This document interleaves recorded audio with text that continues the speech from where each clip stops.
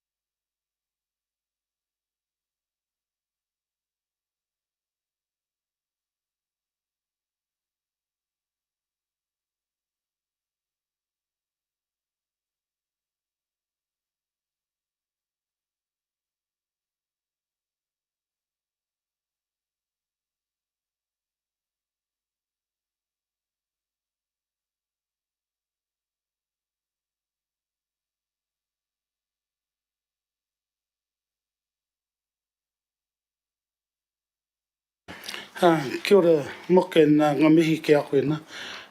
Thank you for that. And obviously from the committee around, our condolences to the whānau of Barry. Ngā mihi.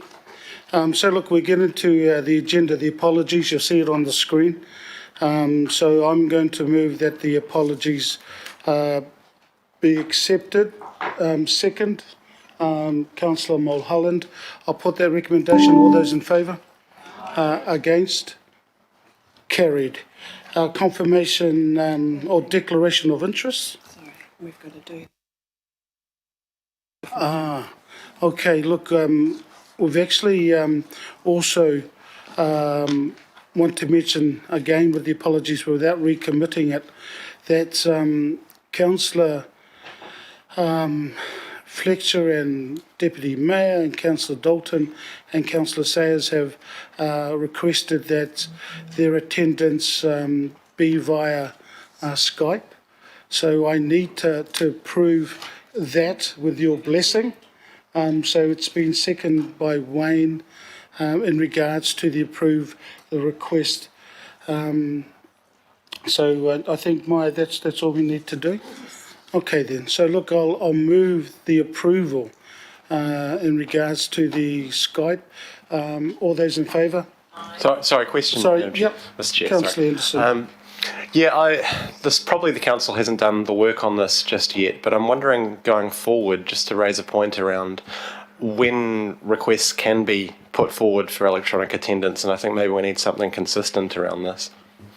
No, I totally agree, and I think that particular issue will end up going to our governing body around this change of standing orders, because at the moment, as we all know, even though they're coming on Skype, they are not counted as the quorum.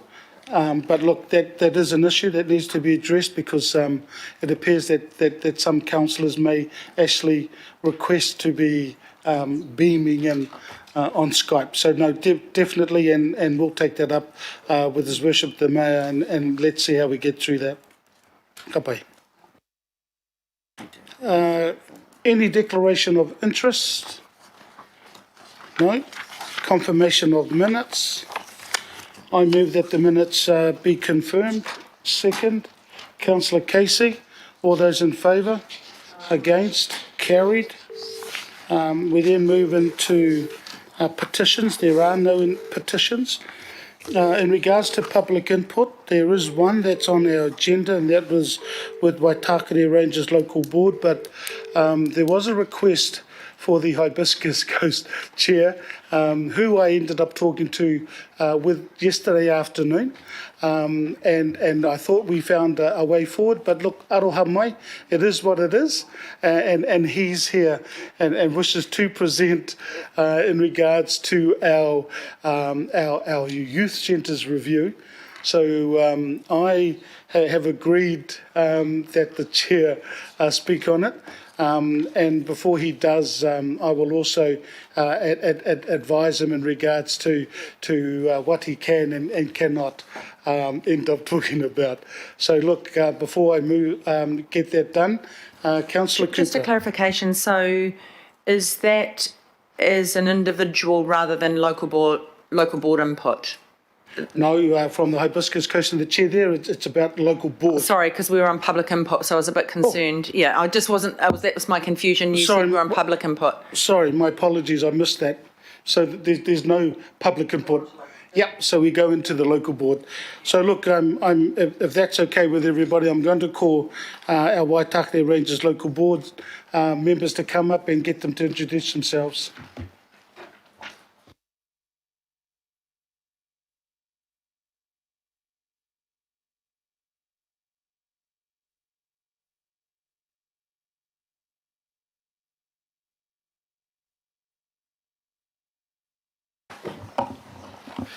Kia ora, Mr. Chair and councillors. I'm Greg Preston, I'm the Chair of the Local Board.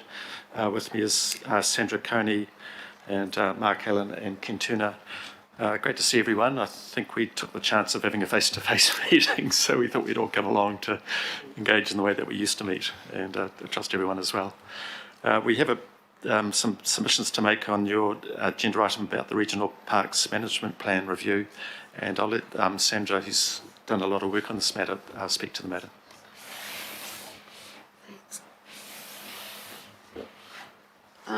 Sandra, can you get everybody introduce themselves and also with the mic as well? Okay, maybe start with Ken. Yeah, hi, Ken Turner, member, thank you. Kia ora, Mark Allen. Sandra Coney, a member. And greetings to all the members of the governing body and the chair, Alf and Mook. And thank you for your lovely words about Barry. I was actually chaired the process by which the last Regional Parks Management Plan was developed, so I have a particular interest in it. But we just wanted to set out as a board the way in which the Waitakere Ranges Local Board has a very special interest in this, and our wish to be fully involved in this revision as it goes ahead. The existing plan actually has served us pretty well for the last 10 years, but there are aspects of it that do need updating. Can I just, is there a way I can move us forward on the PowerPoint? Okay, we'll go to the next one then. So the plan sets out the vision, management principles, parks classification policies and rules for managing regional parks. We appreciate that the governance of the regional park sits with the governing body of Auckland Council, but there are particular local boards that have a strong interest. For our board, we have it is over half the land area of our local board. The park itself in Waitakere is 17,000 hectares, and I see that the report notes that that's over 40% of the regional parks network. The other local boards that are in a similar sort of position are the Rodney Local Board, which has 10 or possibly more regional parks, and Franklin, which has the Hunua Regional Parks. However, there are some aspects of our relationship with the regional parks that differentiate us. Go on to the next one. First of all, the origin of the regional park network lies in the Waitakere Ranges. The nucleus of the regional park network was the Auckland Centennial Memorial Park, which was formed in the Waitakere Ranges. The push for it actually started in 1894.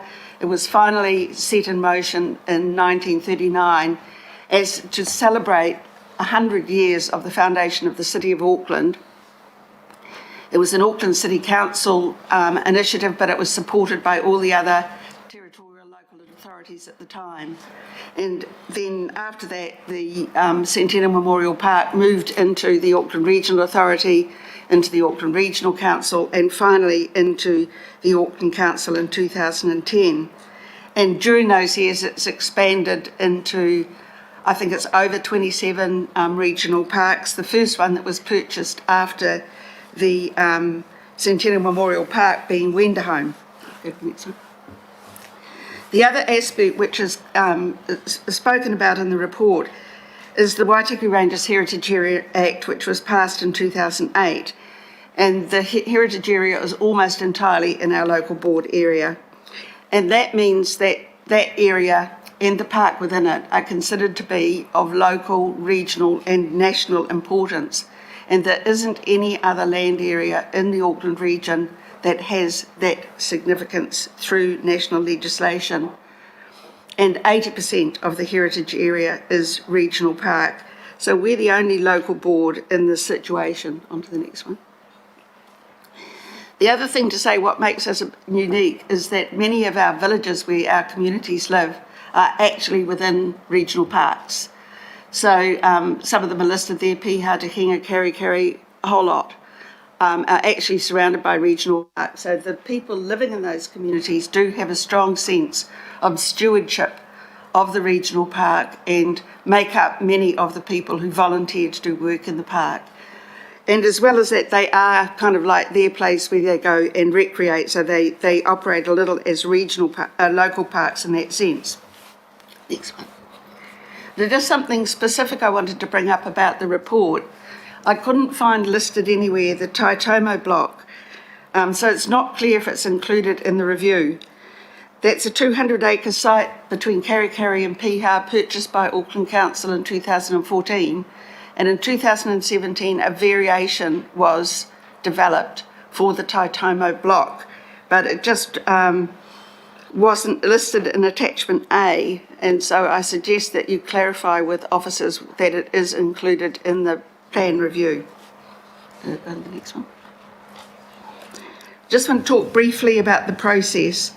It's critical that local boards with a strong interest are consulted early during the formative stages of the plan. I have to say we've had a little bit of a disquiet over recent years because the pattern has been often things have come to our local board when they're kind of beyond changing, and we'd like to make sure that this happens differently so we do get the chance to input along early and along the way.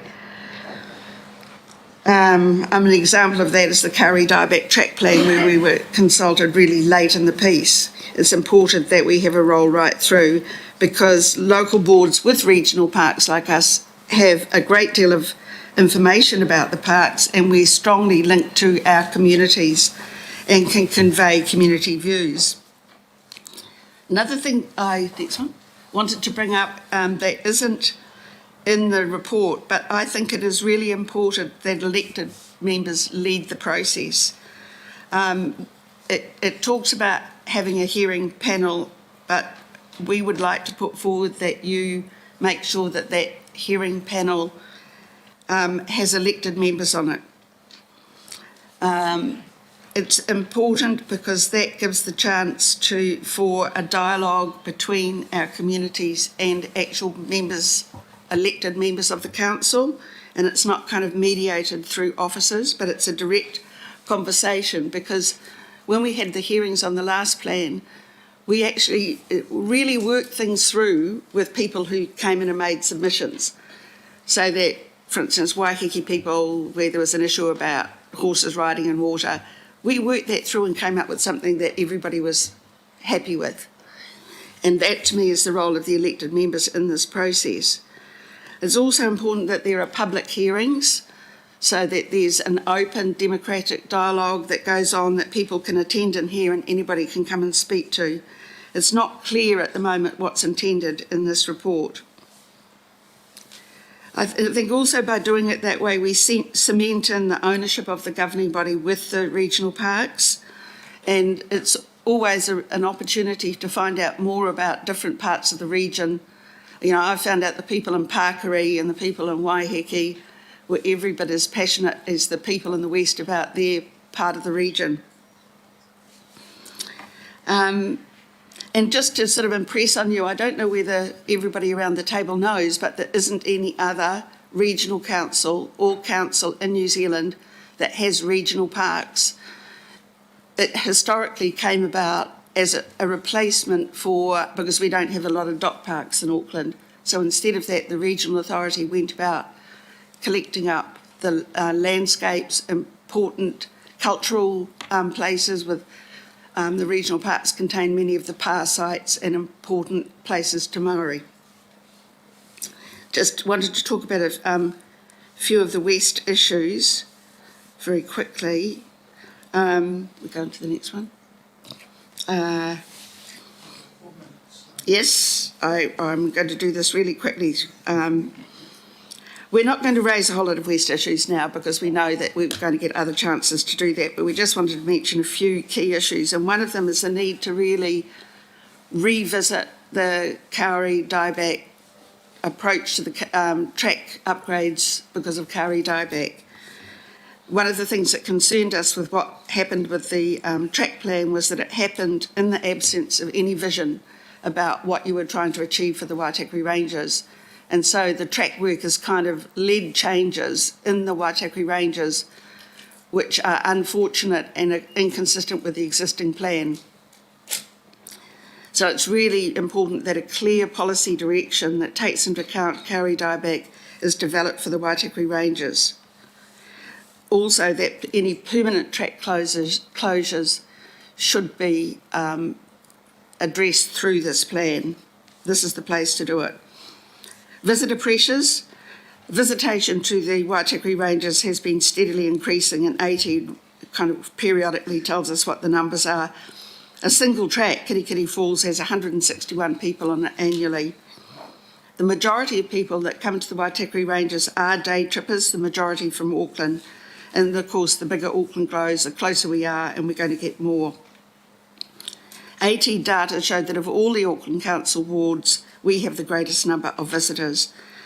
And already some places are being the visitor experience, which is the key thing in the management plan, was to determine what the visitor experience would be and how you were going to protect it, already being harmed in some parts of the Waitakere Ranges because of the scale of visitors. Thanks, Will. We also it was an innovation to put into the last plan that the ranger service was a critical element in the regional parks network that's cemented in through the management plan. The rangers are highly valued by our coastal and rural communities. To some extent, that service has been contracting direction of Auckland Council. And in fact, we need to look again at our ranger service and how we make it the really key part of the Auckland Council that it should be.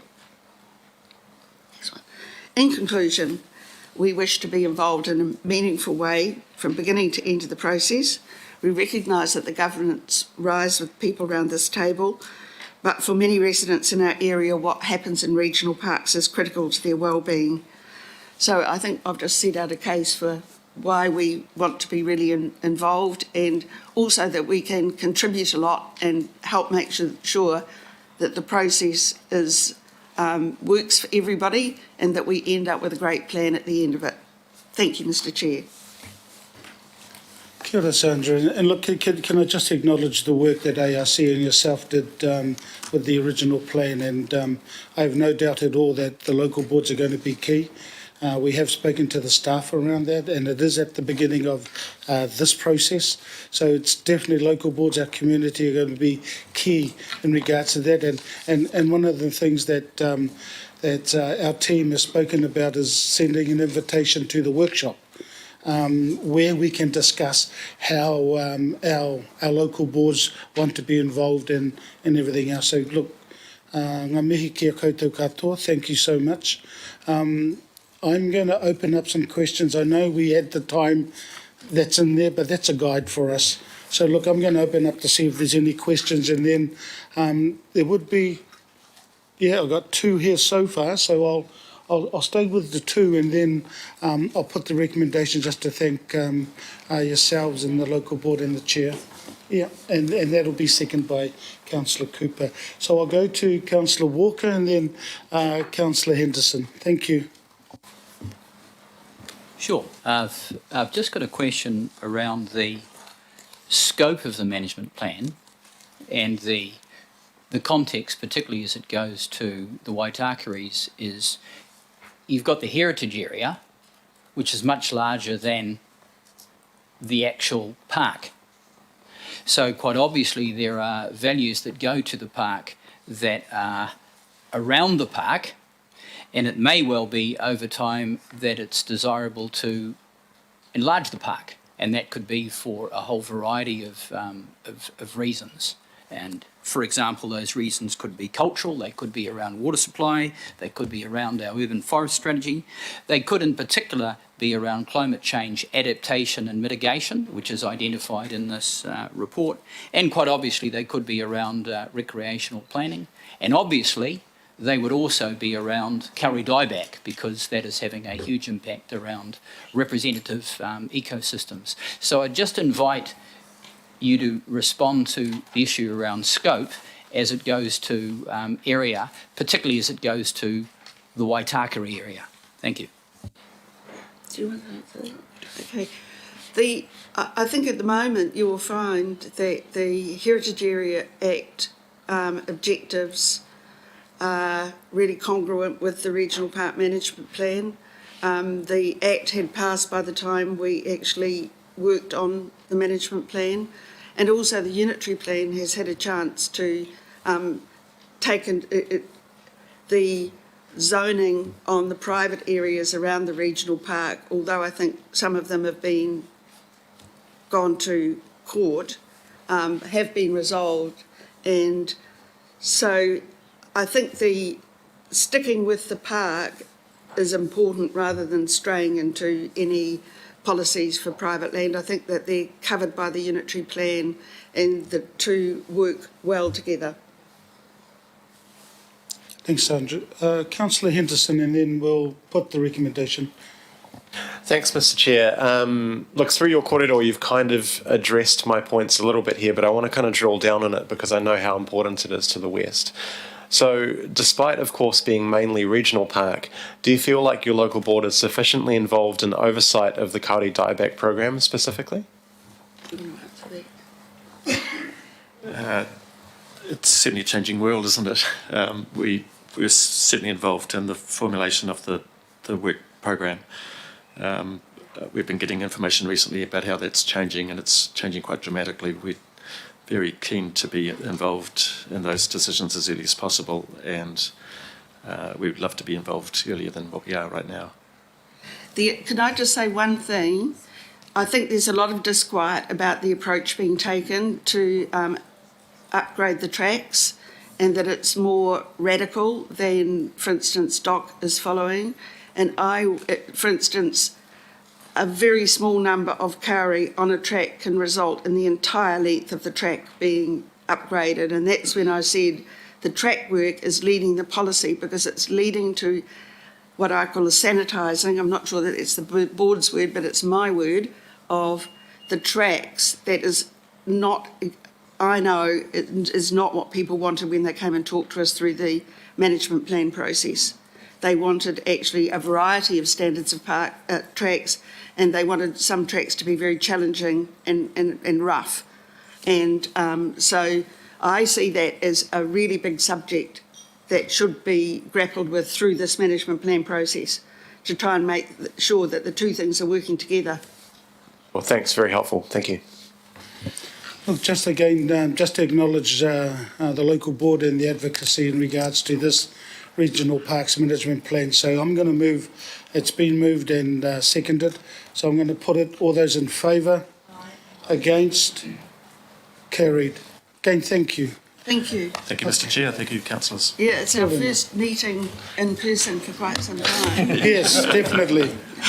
which is why I forgot my notes. So look, I'm going to welcome the Hibiscus Coast, the chair. Where are you? Gary. Yeah, I'll just do the intro first, and I'll come back to you. So, well, I think it's important to introduce him first. I just want him to sit down before anything happens. So I just want to acknowledge you, Gary, and let you sit down. Exactly, just to let you sit down. So, look, I just firstly just want to say thank you for the corridor we had yesterday. Yeah, it was lovely. And also the pathway that you now have in regards to the Hibiscus Coast, the youth centre. So look, I just want to acknowledge that at least there's a pathway in regards to that. I also mention the money that was granted on the 22nd of May 2019 under the Finance and Performance Committee, and then again confirmed and ratified by the governing body straight after. So as you know, Gary, this particular one is around our regional youth centres, and if you could sort of do the comments around that. I know that the Hibiscus Coast, the youth centre is mentioned in here. So look, I'll just sort of let you know that. Councillor Walker. I just wanted to make the suggestion that it would be more appropriate to have Gary speak immediately prior to the item rather than now, so that we, unless Gary's pressed for time, it's Well, I end up for us. I mean, look, there's only going to be two. There's only one item before that. But Gary, that's up to you. Look, for me, it was just to sort of at least let all of us know. We'll give you 5 minutes, Yep. and then the opportunity for questions. So again, thank you so much. There you go. Hey, look, it was great chatting to you, Alpha. We hadn't met before. It was wonderful, and welcome. Thank you very much, everybody, for having me here. It is based around the regional, the youth centres that are in the area, but of course, being from the local board from Hibiscus and Bays, it's appropriate to talk about where we are at this stage. Mayor Goff, I think you've had a good chat to the previous chair, and they came and saw you, and you were very kind in helping previously. But what I want to just basically I understand that the youth is very important, especially I think after COVID-19. You'll find that a lot of families are under due stress and duress with everything that's going on. The kids aren't coping well, the parents aren't coping well, and I think the youth centre has become a bit of a sanctuary for all of them to go to and understand. And what's happening in our area with our youth centre, it's growing so rapidly from a comparison of a couple of years to 300 kids coming through a week to nearly 1,000 kids a week coming through now. Our facilities haven't changed, they are still the same. I have with me Suzanne Booth, the manager of Hibiscus Coast Youth Centre with me. I want to thank you for preparing the report. It was really good. It was great to go through. I just have a couple of points I want to, now that I can't be too directive on Hibiscus Coast, it's changed my notes a little bit. Alpha, hope you don't mind. Speaking to the agenda, look, we note that the brief was for review of support for the youth centres, but did not include the assessment of the merits of the Hibiscus Coast Youth Centre.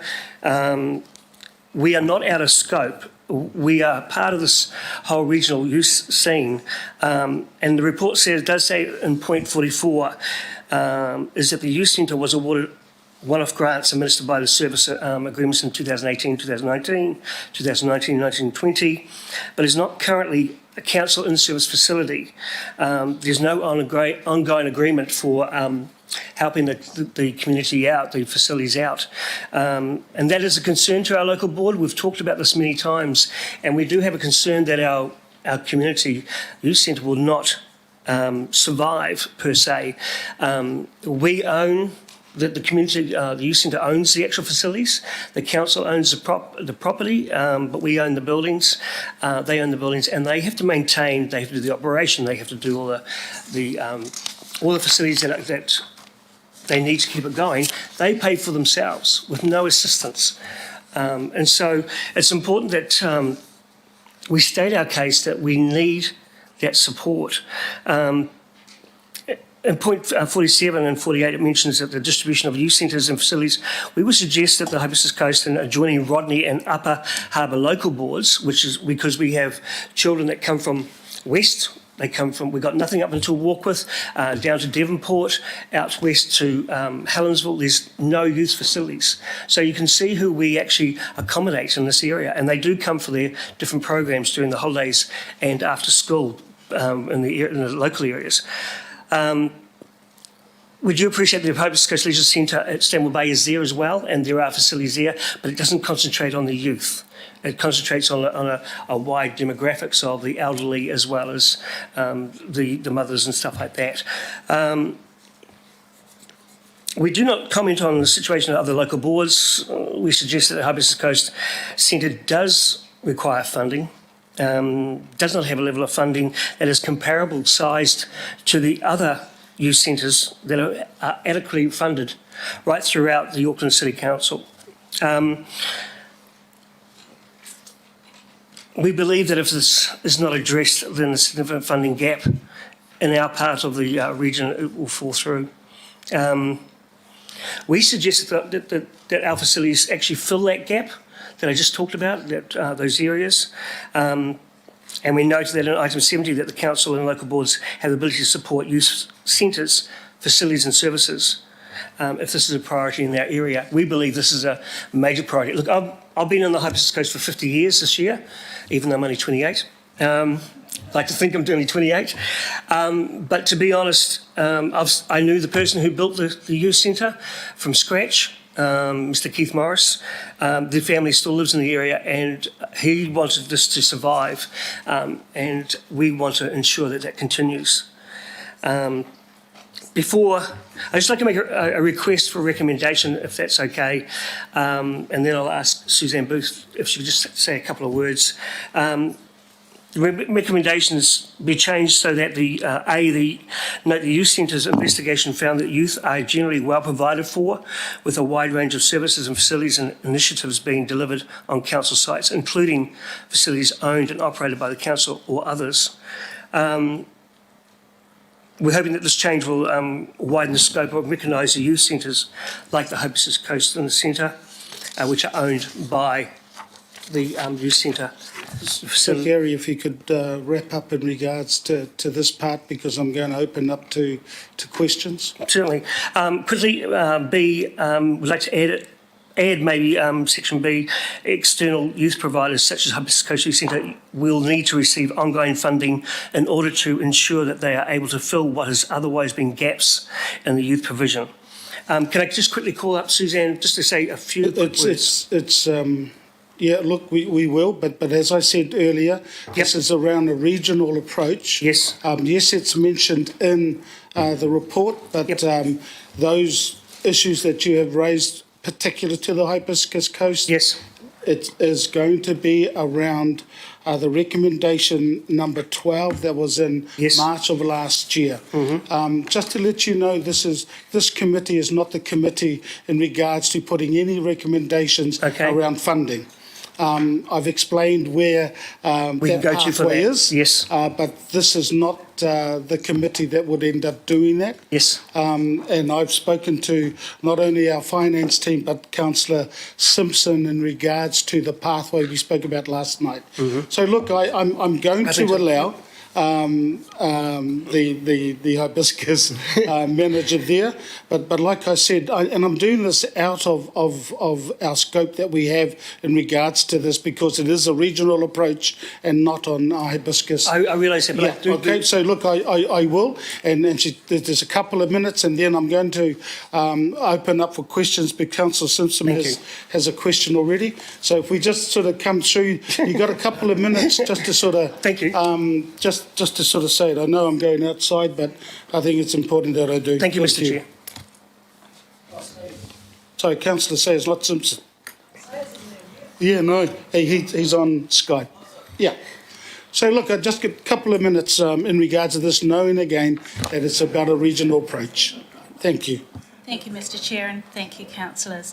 I'd like to acknowledge that this is a regional item, and also that the youth centre here needs to be looked at as part of that region.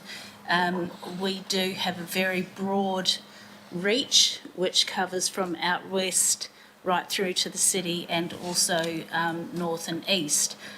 Also, I'd like to acknowledge Mayor Goff for visiting the centre previously, and I think that that's important for anyone here. We'd like to invite you to come and have a look at the vast size of the facility and what it does offer. It's something that we can't explain in a few minutes. However, we do have a very broad demographic.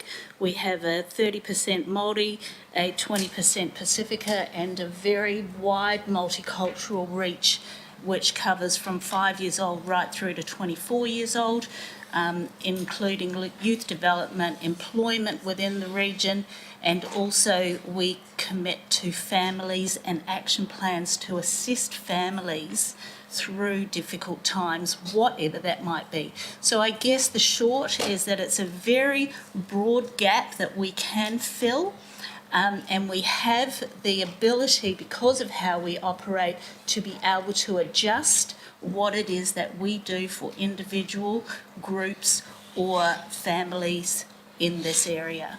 So I appreciate your time, and I'd just like to say this has been a very difficult time.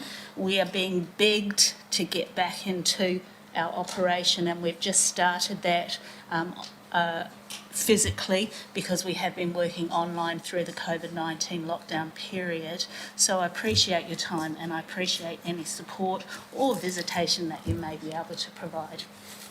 Look, thank you for that. So look, got to open up for questions, and most of the stuff that you have mentioned may well be captured in the review that we actually passed in March of 2019. So look, that's really the key thing here. So look, I just want to thank you both, and I've got Councillor Sayers online, and then I'll go to Councillor Walker. And I got time for one more question before I put the recommendation to say thank you to you both. All right. Al, thank you very much. Am I coming through all right? Yeah, no problems, my friend. Yeah, thank you, Mr. Chair. And you know, thank you very much for allowing the opportunity for this presentation.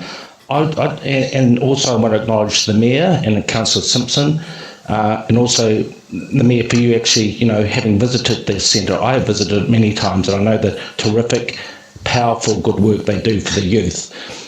My voice is coming from the Rodney ward. As was indicated by the presenters, even though this is based in Ariwa, the actual building, it does support my constituents, the youth, to a significant extent. Not only the rural people, but there's also big developments like Milldale just across the road, which is well within the catchment area. So it is, Mr. Chair, as you said, it is a regional scope around this, but it does affect, I know it affects my ward heavily, and it's a very important facility that we have, and it's probably saved lives by being there. And also, as mentioned, it extends right down and encapsulating the North Shore as well. So my message here is just look, it is an interregional asset. The people that work there are terrific, and it does a lot of good. I just want to send that message through you, Mr. Chair, and I thank you for your endorsement and for thanking the presenters as well. So thank you. Thanks, Greg. No problems at all. And as I said, and I'll keep on repeating, it's a regional approach. So that's what we'll be doing when the item comes up. Councillor Walker, you're the last for a question, please. So I just have a question that goes to page 25 of the agenda, point 45. And that obviously covers off the Hibiscus Coast Youth Centre, together with a range of other youth centres that are identified as being owned and operated by the council. Now, I would guess, just based on my knowledge of buildings, that could amount to as much as $100,000 a year. That is additional funding over and above the funding that's shown in the column. Correct. Can you just give us some indication of what the costs are, both now and into the future, around obviously your building, that quite obviously is not being considered both as a building and an operation on an apples by apples basis in this table? Certainly, thank you. Not having that right in front of me at the moment, I did quickly read through it last night. This was a very quick turnaround. The youth centre currently, if we were working at our 800 to 1,000 visitation per week, we are operating that at an operational cost or expense cost at around $380,000 to $400,000 a year, which is a very tight budget. Outside of that, we do have a CapEx and renewal program that we would only be able to affect in a fundraising sense. That one of those was depleted through the COVID-19, where we were looking at raising about $15,000 to replace a roof. If we looked at immediate CapEx or renewal program, we'd probably have about a $50,000 drop straight away to look at roofs, toilet facilities, etc., and then an ongoing capex or renewal cost, which I can't tell you now. Does that answer your question? Thank you very much. Okay, Councillor Watson, and then what I'll do is get yourself and Councillor Walker to move and second the recommendation to thank both our presenters, and then we'll move on from there. Thank you. Okay, thank you, Mr. Chair. Just a question in terms of that kind of regional approach that's covered in the report here, and it goes to page 44 in the list of dedicated council-owned and operated youth centres or facilities. And I understand, Suzanne, what you've said about their overall financial commitment.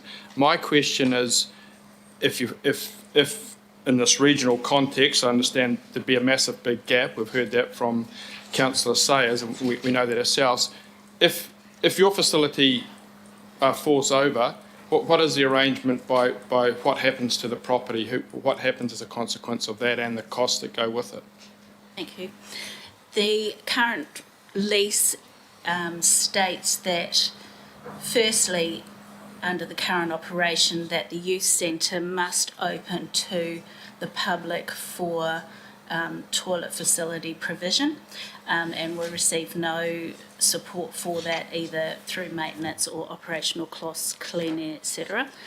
If the second part of that is if the youth centre became insolvent or did not continue to operate, then there is a clause within the lease that explains that the youth centre would be handed back to the Auckland Council or local board, and they would need to take that over and provide only a youth service. None of the items or facility or asset items would be able to be sold for any other reason or used for any other reason except for youth. So in short, the council would need to come and take that facility over and operate it as a youth centre. Okay, thank you. Okay, look, I just want to put that the recommendation has been moved and seconded, and I'm going to put it, all those in favour? Against, carried. Thank you to you both. Thank you very much, everybody, for listening. Gary, that the pathway is there in regards to this. I'll be taking it. Yeah, no, which is a good thing. Thank you so much. See you guys again. Thank you very much. Okay, look, I just want to welcome Councillor Coombe and also His Worship the Mayor. Apologies for lateness, but as you're probably aware, we attended and I spoke at the opening of the new precinct shopping. Huge crowd there, fantastic facility, and I just got to say, just a quick advert.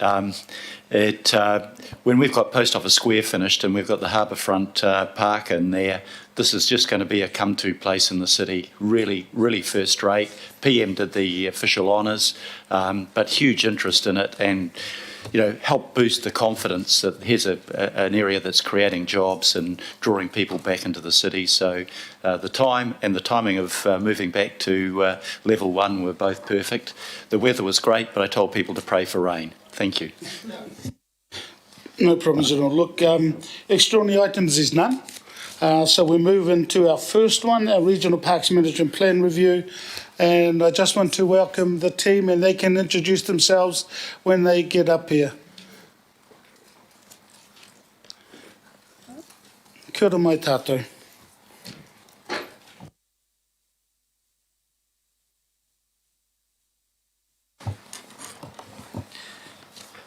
Kia ora koutou, ko Matt Ward, Takuinga, and I would like to introduce Joe Mackay to my left, who's going to be the project manager for the first part of this Regional Parks Management Plan Review, and to my right is Rachel Kelleher, who is the Regional Parks Manager.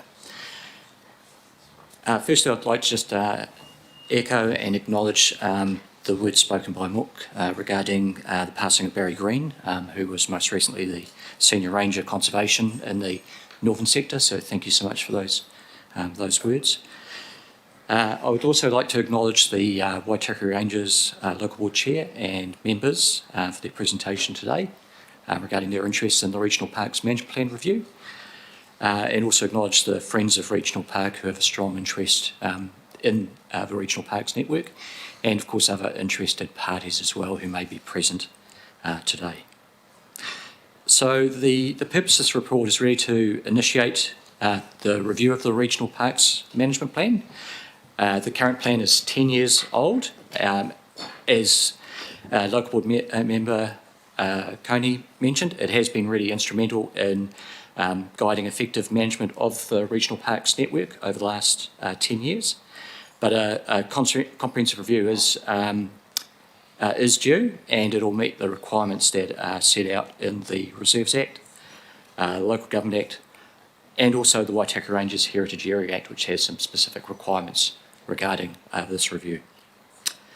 So the report seeks to confirm the scope of the review, which will include all regional parks, including those that have been added to the regional park network, such as Taitomo, which local board member Coney mentioned, as well as Te Muri, which was added during this term, or during the Auckland Council's tenure of the parks. There are two exceptions to this that require further investigation and discussion with the committee, and we'll be doing that through a workshop on the 1st of July. And that's potentially adding Te Motu Hiarora, Pukatutu Island, which we have a lease for a regional park on, and also the Auckland Botanic Gardens and what our approach is to a management plan for that. For those gardens. We're also seeking the committee's approval to fold the unfinished Te Arai variation into this review. So that was started as a variation to the old regional parks management plan. It's timely that, given we are starting a comprehensive review, that we fold that variation into this review as well. So the report sets out a timeline for the review, and this will include 2 rounds of public consultation and early and ongoing engagement with mana whenua and mātāwaka as well. Local boards will be involved in the review, consistent with the process agreed between local boards and the governing body. And with that, I would pass back to the Chair for any questions. So thank you. Thank you for that, Matthew. And again, I just want to acknowledge Rachel and Joe up there. So, look, I'm going to move the recommendation and seconded by Councillor Cooper. We've heard from our local boards, and there was one particular question, and we're going to ask it in regards to Tai Tomo block in regards to that. So there was a question posed there. So is that included in regards to this particular management plan, please?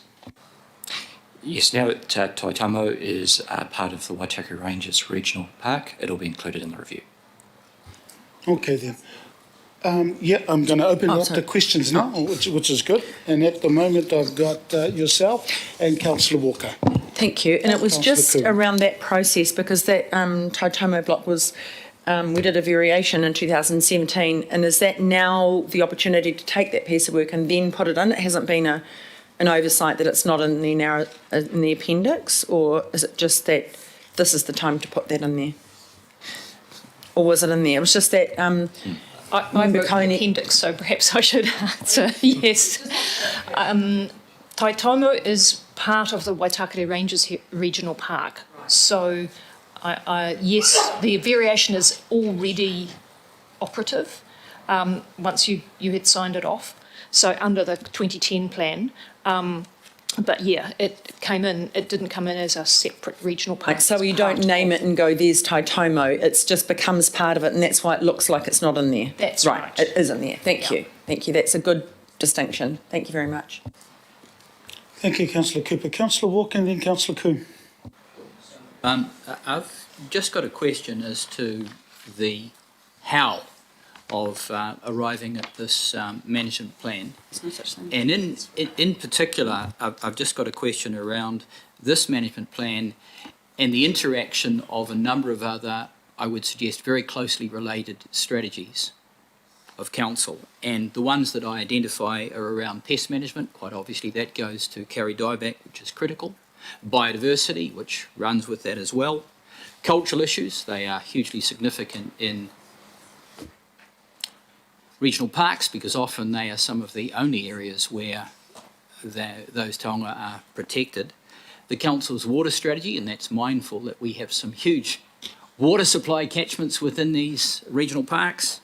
Our urban forest strategy, climate change adaptation and mitigation, noting that our regional parks are the largest farms by far across the Auckland region. Obviously that goes to sustainability. And quite obviously recreational planning. And so that's a broad question. If I just home in on a couple of things, and it goes to scope, I would expect that one of the things that we would be doing in this management plan is assessing the demand on the regional parks as it goes to usage. How that usage is changing, particularly in respect of carry dieback, which is meaning that people are having to be diverted from particular regional parks to other regional parks. And that might also identify the need for additional parks. So as much and all as additional parks aren't technically in scope, if the scope is considering the pressure within the existing parks and the necessity for those parks to be representative of ecosystems and a whole range of things, then I would suggest that there is a necessity for other areas to be in scope. And quite obviously, we're also identifying Te Arai, for example, as an area that's technically not a regional park, but we're bringing it into scope, and no doubt that there are other circumstances that may also play. So my question is around the scope, around the interaction with the other strategies, and that might also prompt a question around the fitness for purpose of some of those other strategies that are necessary to inform this management plan. So Matthew, have you got a response, please, or the team? Thank you, Chair, and thank you, Councillor Walker. So in terms of those other strategies, that will be one of the key things that the team will be looking at as part of this Regional Parks Management Plan review, is how it aligns with other council strategies, particularly around pest management, climate change. In regards to acquisition, that sits outside of the management plan process. It's guided by our open space provision policy and by the acquisition process that council follows in terms of new land as well. So Okay, then, one related question, very short one, Mr. Chair. Yep, and just to let you know that, Wayne, before you start, just to let you know that Sure. if it's out of scope, it will not be put in regards to this. So in respect of the management plan, it's quite obviously that you're going to have to identify the resources to sort them to support the management plan. So is the scope going to include any commentary around financials in order for us to actually deliver on the management plan? And I'm mindful, Mr. Chair, that we're approaching our long-term plan and the critical requirement for us to inform that process. Yep, so look, I don't, look, we'll end up leaving it. Doesn't need a response because we're moving into the early stages. You've heard the comments. I'm just going to leave it at that and then hand it over to Councillor Coombe with your one. Is that a response from the office? No, that's a response from the Chair, which is it's in the early stages in regards to any financials. We've got a workshop coming up, Councillor Walker, and I suggest at the workshop, if you really wanted to end up asking it there, well then let's do that, because this process is in regards to 10 years and it's about the review. So I wanted to ask it now. Yeah, but, all right, but that's a decision. That's all right. That's fine. Councillor Coombe. Tēnā koe, Mr. Chair. Thank you. Kia ora koutou. Thank you for bringing this report to us. The Auckland Domain has quite an unusual governance structure, and it's very, very ably chaired by Councillor Simpson. So this question is totally unrelated to the current arrangement. But I think in terms of this review, it has been talked over the years that it might be an opportunity to bring Auckland Domain to manage it as a regional park. And I don't think it's ever really gone through any proper assessment or review. So I'm just wondering why it's not recommended that we consider it as part of the review, and we might come out the other end and decide the governance structure should continue as it is. But so my question is, why wouldn't we have a look at Auckland Domain as part of this review as well? Kia ora. Yeah, I'll get cracking. So we've stuck reasonably faithfully to the current schedule in the long-term plan in terms of what the list of regional parks are. We haven't sought to investigate other parks that that have those particular arrangements, or indeed additional land that might be added through local boards advocating, for example, for particular parks to be added to the regional parks network. We've simply stuck, I guess, to the scope of the stage, but that's certainly something that if the committee wanted to explore through workshops in further defining the scope of the review, then we'd take your lead on that. Thank you. So just to clarify, Mr Chair, this is an opportunity perhaps to bring it, to discuss it at the workshop, just so that we make sure we've considered the scope fully, that has been fully investigated. Yeah, there is, but don't forget there's some policy work at Kataraina's team around those that are not regional parks and coming into a regional park or the subcommittee, but that paper is coming to the committee in regards to the recognition of parks that are not currently under the regional parks management as such. But look, no problems at the workshop in regards to us discussing it and see where it fits. But there is some policy work coming through to this committee. So, yeah. Okay, I just want to make sure that door's not closed. Yeah. Oh, no, the door's not closed. But, I mean, we need to then look at that policy work that's coming through first in regards to this particular one and where that sits under this piece of work that is now. And just to be really clear, I'm not advocating for it. I would get in real big trouble with the local board if that was considered to be that I was taking advocacy position. I just think it needs to be in the mix. It's a discussion that will happen. Okay, thank you. Okay, Councillor Simpson and then Watson and then, and Matuamuk. Kia ora, thank you. Look, I noticed that this is obviously within your current budget allocation. I'm just interested in the cost of the whole review. Do you have a ballpark figure for that? Typically, a complete review of the management plan is around about 60,000, so that would be excluding staff costs.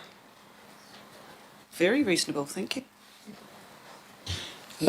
Councillor Watson and then Matua. And maybe get you guys to do the marina strategy while you're at it. That'll saves a bit of money. Sorry, I thought that was your question. No. Oh, sorry. Just a compliment on the cost effectiveness of this review, Mr Chair. My question kind of follows on a bit from Waitakere Ranges local board, and it goes to the comments and the local impacts and local board views, and this notion or this principle rather that in the guidance to maintain a balance between governance roles and efficiency of the process. Clearly, when you look at the regional parks, there's a real grouping. So there's some local boards that are really impacted and have a number of regional parks and have a degree of expertise, if I don't mind saying so, in terms of many years of, although not running their regional parks, being in the local board, have the local community, etc., etc. So I'm curious to know, in practical terms, how the process plans to take advantage of that expertise, other than the usual kind of we'll get back to the local board with feedback and everyone will feed in. So we have boards like the one that came here today, you know, most of whom have turned up. We have ones in Rodney, which have a large number of regional parks, and also in the Hibiscus and Bays area. We have big regional parks, local boards very much involved, are very aware, and way more so than other local boards, naturally enough, who don't have the actual parks in their ward. So at the end of all that, how are we going to kind of up the contribution or the involvement of those particular local boards in this process in light of that comment about balance in the report? Thank you. That's a very good question. And through the chair, straight after, or when this went out, the local board services contacted local board staff, support staff, and so far we've had 6 local boards who have expressed interest in this review. So first step is to work out, and they are indeed the ones who have regional parks in their area, so there's that clear grouping already starting to occur. In terms of involving them in a meaningful way,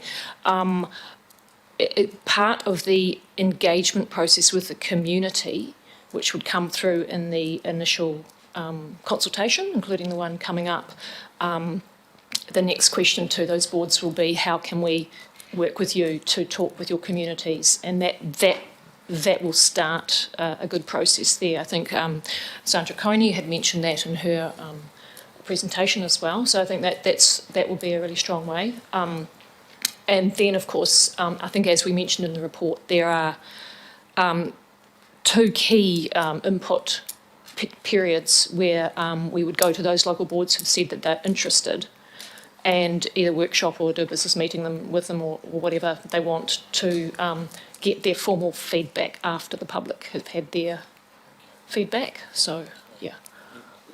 Quick follow-up, Mr. Chair. In terms of that process, then, and I don't think it might be a conflict of interest, but is there a kind of way councillors can be built into that too, or are we just restricting it to the local boards? I mean, it's. Yeah. I was going to say it's all of us in regards to us, so sorry. Yeah.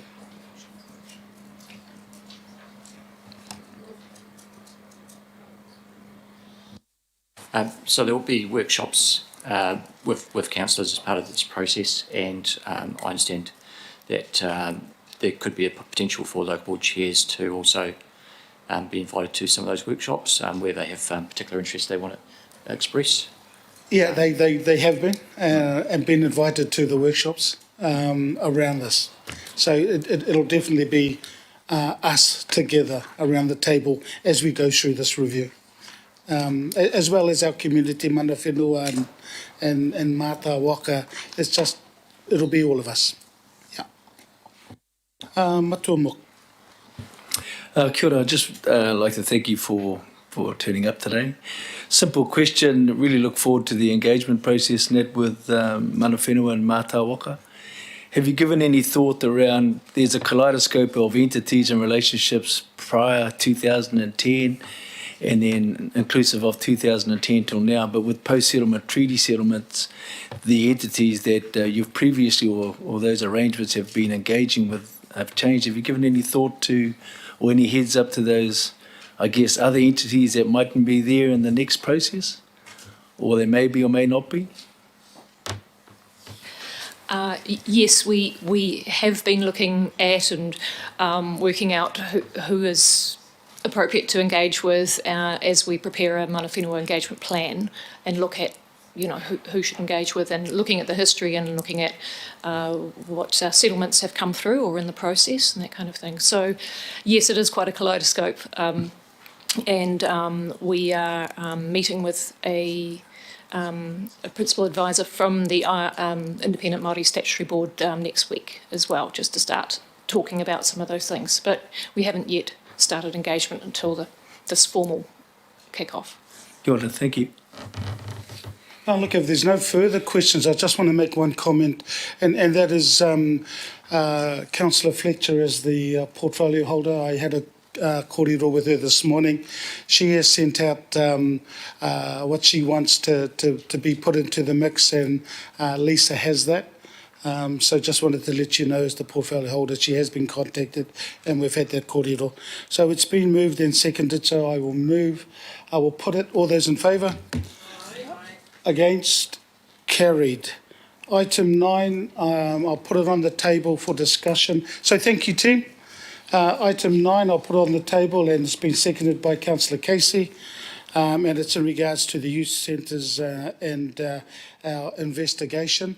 So I'll welcome up both our ladies, and Liz, if you could introduce both yourselves, and then we'll head into the report. Kia ora koutou katoa, ko Liz Civil tōku ingoa.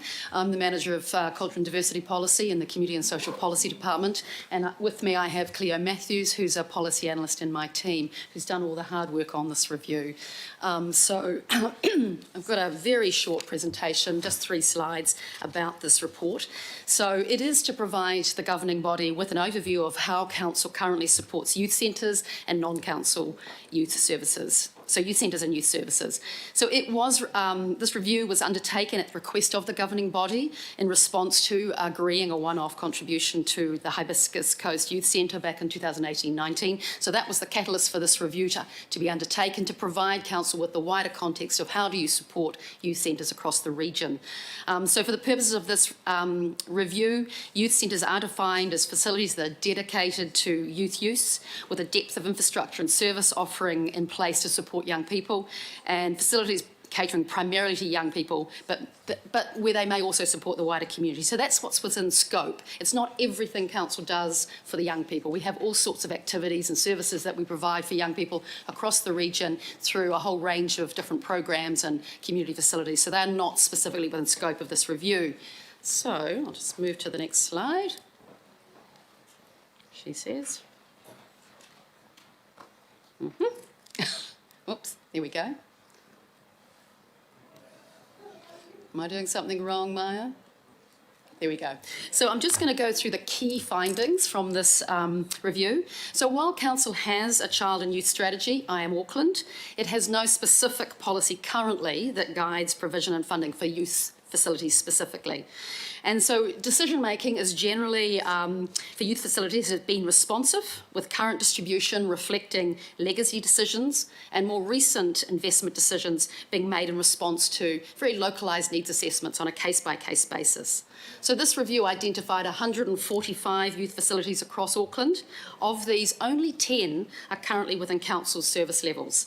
The bulk of the rest are community leases to third parties, and of those community leases, over 50% are to Scouts and Girl Guides. So it just gives you a little bit of a context about the kinds of things we've got.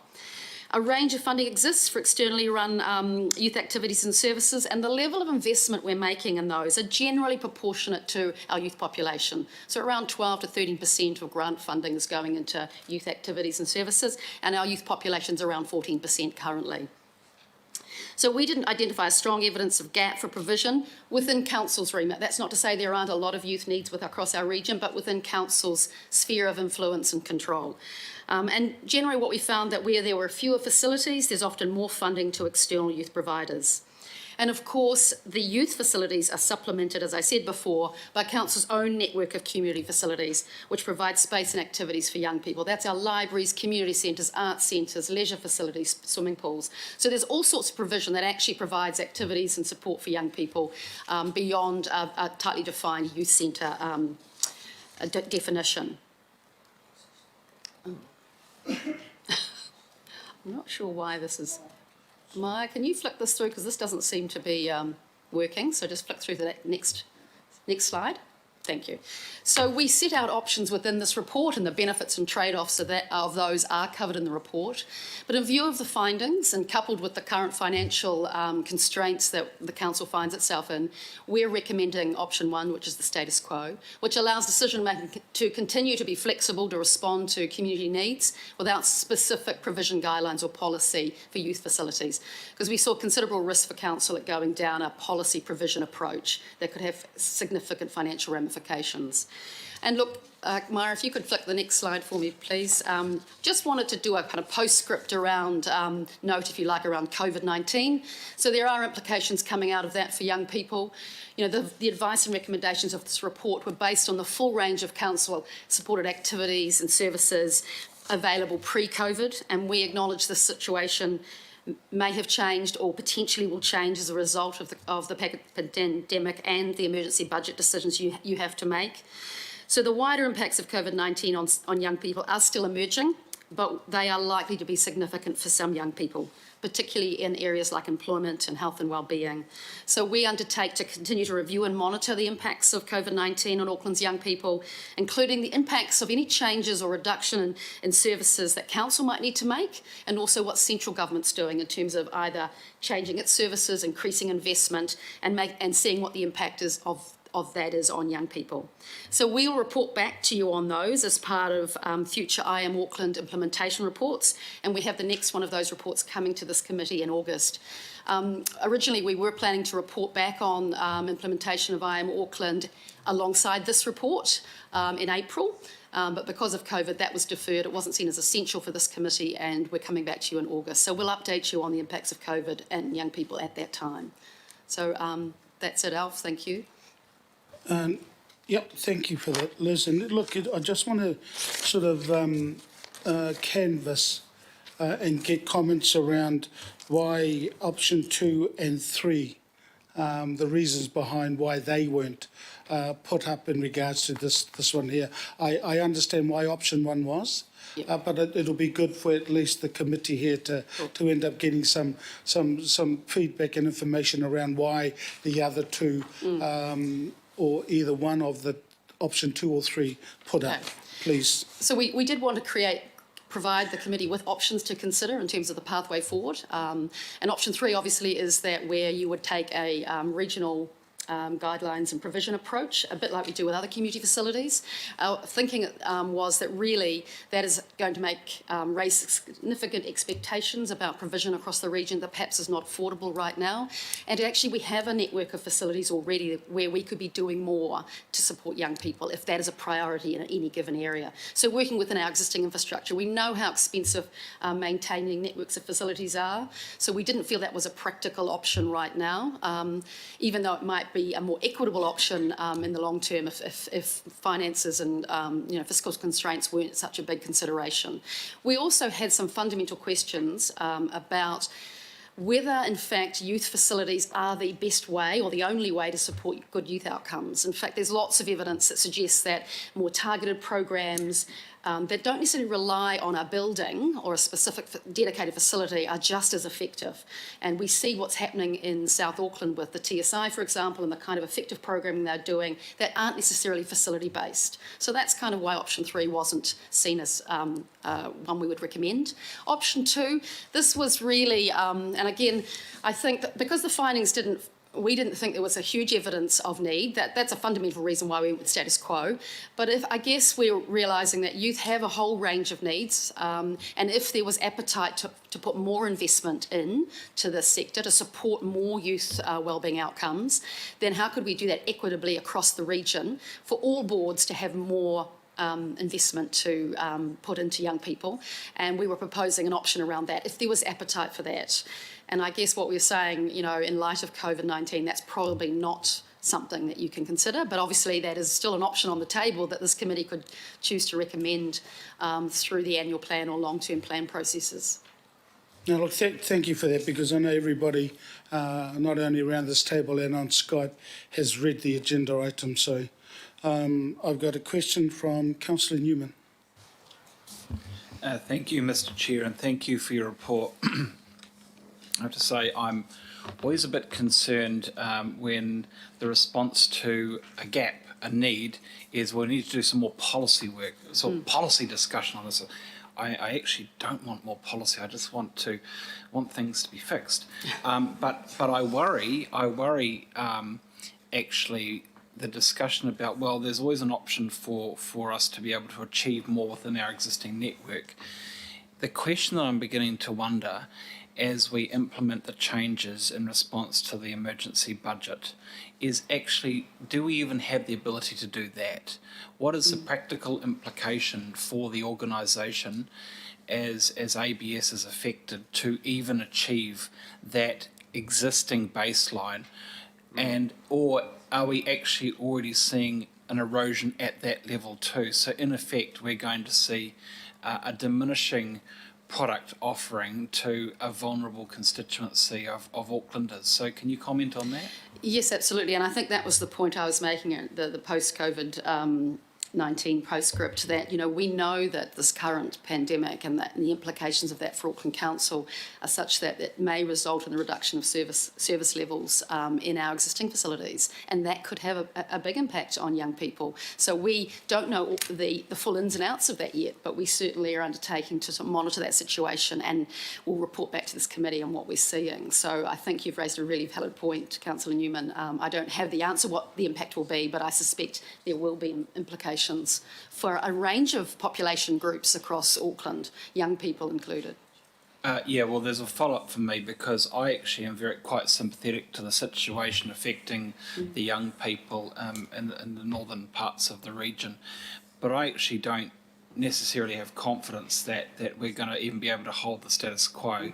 In fact, I'm very concerned as to that status quo seems to be built on a foundation of clay under this budget.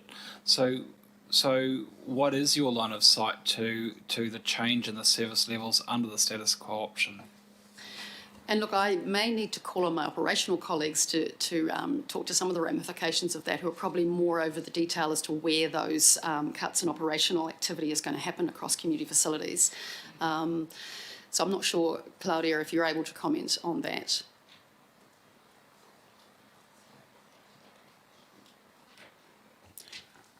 I mean, if it's not available today, can I at least get a pro forma memo sent to me with a discussion to follow up? Because I really worry that the status quo, and the local boards will feel this first because they're right at the coalface. But there's some operational changes here, which I don't know what those changes look like, but they appear to be scary.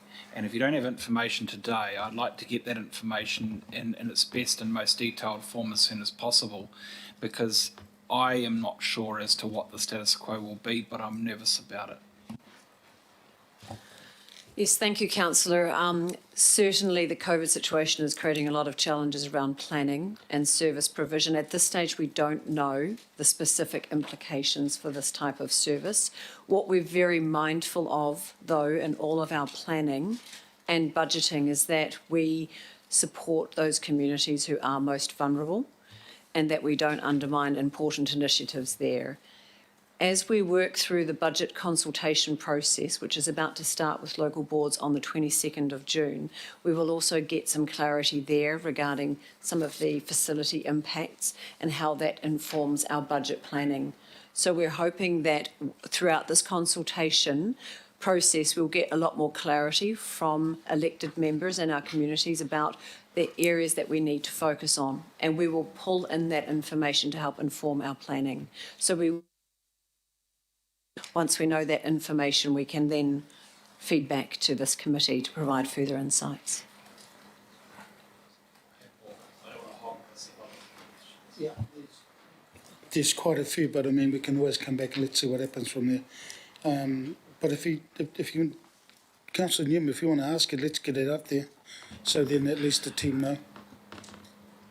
The idea that we'll learn more from elected members to inform this process, I'm not sure about that. I suspect there'll be a lot of local board members who will be feeling like the situation about the effects of an adjustment to ABS will be provided to them as for information, and I'm really not sure as to what their ability to inform you will actually be, because I think that it feels to me like they'll be presented with a fait accompli because of the COVID budget. And so I'm not quite sure what additional information you will learn from a consultation with local boards. To me, I think there are some operational impacts that must be known about that will be discussed with local boards, but it won't be led by local boards. It feels to me like it will be an officer-led discussion about how we manage the impacts of a budget adjustment. So thank you for the work that you're going to do, but I'm very interested to know what the officer's expectations are in terms of the consequences of an adjustment to the budget and how it will affect these service offerings. So thank you for the question, Councillor. We do not, unfortunately at this stage, know the answer to the implications of that. However, we are keeping those principles in mind, and I would like to reassure you of that regarding the vulnerable communities. Matua Moken, look, can I, and I forgot to say this, but look, can we just keep it to questions, and then if we got comments, people can then make their comments after the questions. Thanks. Kia ora, thank you for your report. I'm just looking at the your Māori Impact report. Obviously all the numbers and the figures there all tell us what we already know, but I don't really see anything in the options on what, it doesn't actually say how we're going to look after rangatahi Māori, and yet all of your numbers and all the numerals and everything way up that we are right out of kilter, the disparities there. So, but I don't see in any of the options where it actually points out what we're going to do for Māori rangatahi, and we're at the top of the list. Through you, Mr. Chair. So this was looking specifically at youth centre provision and how that pans out across the region. And it is not the full picture of Council's investment in young people, including Māori rangatahi. So Auckland has that fuller picture. So there's all sorts of things that Council does. There's a goal specifically around how we're supporting Māori young people within that strategy. And there are a range of things that Council does towards that end. So this was a specific scope. So, and yes, in terms of community leases, for example, only 1% of those were Māori organisations. It's probably fair to say that Marae are probably where, in terms of facilities for young people, are probably a greater centre and hub for those than leased buildings on council land or and such like. So yes, there is. This is not the full picture of council's investment in Māori young people. So I think the report that's coming in August will have a bigger view of that. There's things like the investment that's being made through the Southern Initiative in with young people, Māori and Pacifica young people, around trades training and pathways out of unemployment and the like. I think there's going to be also, we'll be keeping a watching brief on what the government's doing in that space and the opportunity to leverage the investment that the government is making, particularly in pathways for people who may be facing unemployment, and young people has been key in that area. A lot greater emphasis, for example, on trades training and apprenticeships that may be coming through. So I think there is other things that Council is doing in that space that this report may not reflect. Kia ora for that. Thank you very much. I'll just finish on the last comment. I mean, 51% on the leases, as you know, for Girl Guides and Scouts is fantastic, but 1% for Māori, maybe Marae in consideration for other things, might actually change that disparity. Yes. Thank you. Councillor Casey, question. No, mine's a comment, Alfie. Okay. I'll put yours first. Councillor Coombe, question. Thank you, Mr. Chair. Kia ora. The Waitemata Local Board went through quite a painful process to get a youth needs assessment drafted a few years ago, and I was just curious to know why there's no mention of that in the report, or whether it's because it wasn't really considered to be relevant to this discussion. And I thought of it, I was wondering about that as I read the report, but then also, Liz, with what you were saying about how there's a view that it's not so much bricks and mortar facilities that we need, but other services and support for youth. And that's pretty much what that report landed on, and that a big part of the problem was a lack of information, of even knowing where there were venues and places that youth could go to and get support. So it felt like a real gap that wasn't kind of acknowledged that assessment had been done, and that it had some really good information in it. Through you, Mr. Chair. And I guess the scope of this was very clearly on what support and investment is Council making in youth centres. So we didn't necessarily uncover every bit of work that local boards were doing or commissioning around that. That's not to say that work is not completely valid and part of the bigger picture that we refer to here about how Council is supporting youth in a whole range of ways, including local boards. A lot of local boards see youth as a priority and have mentions in their plans about that. So I suppose that's the short answer, is it wasn't really within scope of this particular review, but that broader Auckland progress report looks at a whole range of things about what we're doing that are probably informed by the likes of the work that you've done or that Waitemata Local Board did in their area. So other boards have done similar things. Our youth empowerment team are doing all sorts of programs with young people across the region. They're part of our community empowerment unit, and they specifically focus on young people. Again, they're not mentioned in here specifically. Does that answer? Yeah. Chair, supplementary? Just supplementary to this specific. So just out of interest, would that not be very helpful as supplementary information for councillors to have that, so that we would have access to fabulous reports like that, so that would then enable us to further understand the position and views and opinions? So just if you would please answer that. Kia ora, thank you. Certainly, and we can look at that breadth of provision. And it's just a shame that the report that we had planned to do around the IM Auckland implementation progress wasn't supplementary to this report. That was the original intention, so that councillors could see that broader landscape of investment that we're making. So, when we come back in August, we'll have that bigger picture for you. Yeah, that's where I was going to mention as well, and the recommendation there. Yeah, the timing's just unfortunate around that. So that was the original intent. Yeah, thank you. Councillor Walker, question. Right. I've got a few questions, Mr. Chair, and they are questions. I'd just like to reserve my right to speak and note that there may well be an amendment. So some questions.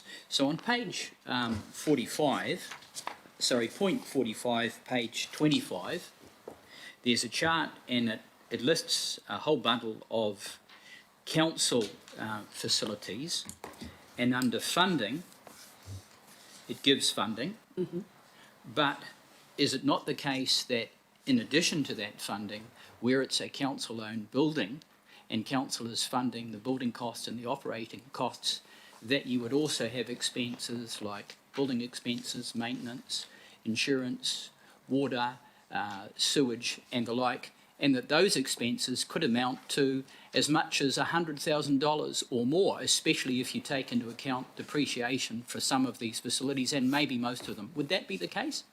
Through the chair, thank you, Councillor Walker. Good question, and you're absolutely right. These costs are exclusive of those maintenance and building costs that are part of any council-owned facility, and they don't tend to be disaggregated. They tend to be held by our Community Facilities Department in an aggregated way and spent as they are required across the network of council-owned facilities. So yes, this is the pure operating costs related to delivering a service and the program, rather than those building-related costs like insurance, depreciation. Okay, yeah. thanks. So you're Liz. absolutely right for clarifying that. My supplementary question that goes specifically to that, so in the consideration of this item going forward, could we have at least some ballpark numbers? And they might be based on asset coding or accounts coding or the like. I'd be pretty sure we could supply some of that information. Would that be helpful, Liz? Through the chair, we can certainly see if we can get that information from our community facilities colleagues. Whether they have that broken down like that by facility, I would need to inquire and see whether the forensics of the accounts allow us to do that. And would it be fair to say that if we want to make a comparison between the funding for the Hibiscus Coast Youth Centre that does meet all of those expenses, that sort of information would help to inform a fair comparison? Absolutely. Okay, that's great. The other question I've got just goes to page 28, and there's a big regional map on that shows the council-owned youth centres and shows other youth centres. Is it correct that the only dedicated youth centre between Devonport, Takapuna, and then up to the vicinity of Warkworth and across to the vicinity of Helensville and Kumeu is the Hibiscus Coast Youth Centre? Would that be a fair assessment of that? Yes, there may well be other council facilities, though, that provide youth activities and services. So this is just dedicated facilities there. And would it be also fair to say that within that huge area... And last question, Wayne. That facilities for youth are pretty poor. You know, there aren't too many theatre complexes and a whole range of things within that vast area that youth might attend. And it's just an observation, and it reflects on the issue that goes to the Waitemata youth assessment. So look, that's an observation. So look, there's no need to cover that. And as I previously said, when the Hibiscus Coast Chair was here, he has an avenue in regards to the youth centre, and he will take up that avenue in regards to any funding through the Finance and Performance Committee, as well as and I have one last very short question. And consulting on the emergency budget. Councillor Walker, as a result of respect to the others that wished, and we've got 1, 2, 3, 4 still to come. So look, if there's time... Are we time pressed today, Mr Chair? We are, in regards to the agenda. So look, if there's time, I Very will quick come question. back. I will come back to you if there's Thank you, time. Mr. Chair. Because I want to end up giving, out of respect to the councillors around here, time to ask their questions as well. So I'm going to move to Councillor Cooper. Probably is a little bit of a question. It's just, I mean, this is our council-owned buildings where we actually give a contract for them to run the building and the programs within those. So, I mean, I'll just say my say and thing at the one. And so the question is, I guess, the increase, there haven't been a lot of increases because I was part of signing the contract for Zeal back in before amalgamation, and it was 120. So, and this adds on other grants. So I guess for me is, do we look at those kind of over time, how much costs go up, or is it just that I mean, this year we're constrained anyway, so that's my comment. I get that. I support option one. So is that something, because we can't be ad hoc the way we've been going on, it just doesn't work. We can't keep adding this and adding that. So is this really for us an attempt to, let's find a policy, how we do it, but we can't implement it this year? That's what we're really saying, isn't it here? We can't implement a policy as much as we'd want to change numbers this year. We've got to wait. Is that kind of what you're getting at here? I mean, we're going to stick with what we've got because we can't afford to do anything else, but developing a policy will actually guide us in future years when we've got more options in terms of money. So Liz, through the chair, response to that. I mean, this report was actually originally written pre-COVID, so it wasn't directly related to those COVID implications. That we were generally saying, actually, we don't think going down a youth provision policy approach is the appropriate way to go for council, because again, for a number of reasons, as I said, the financial implications and whether in fact bricks and mortar are the right response for supporting youth wellbeing outcomes. We're not convinced that is necessarily the case, and we can do more with our existing facilities anyway. So it was a multiple of reasons why we were suggesting let's not go down a policy approach to this. So it wasn't just about the financial constraints, it was a range of things.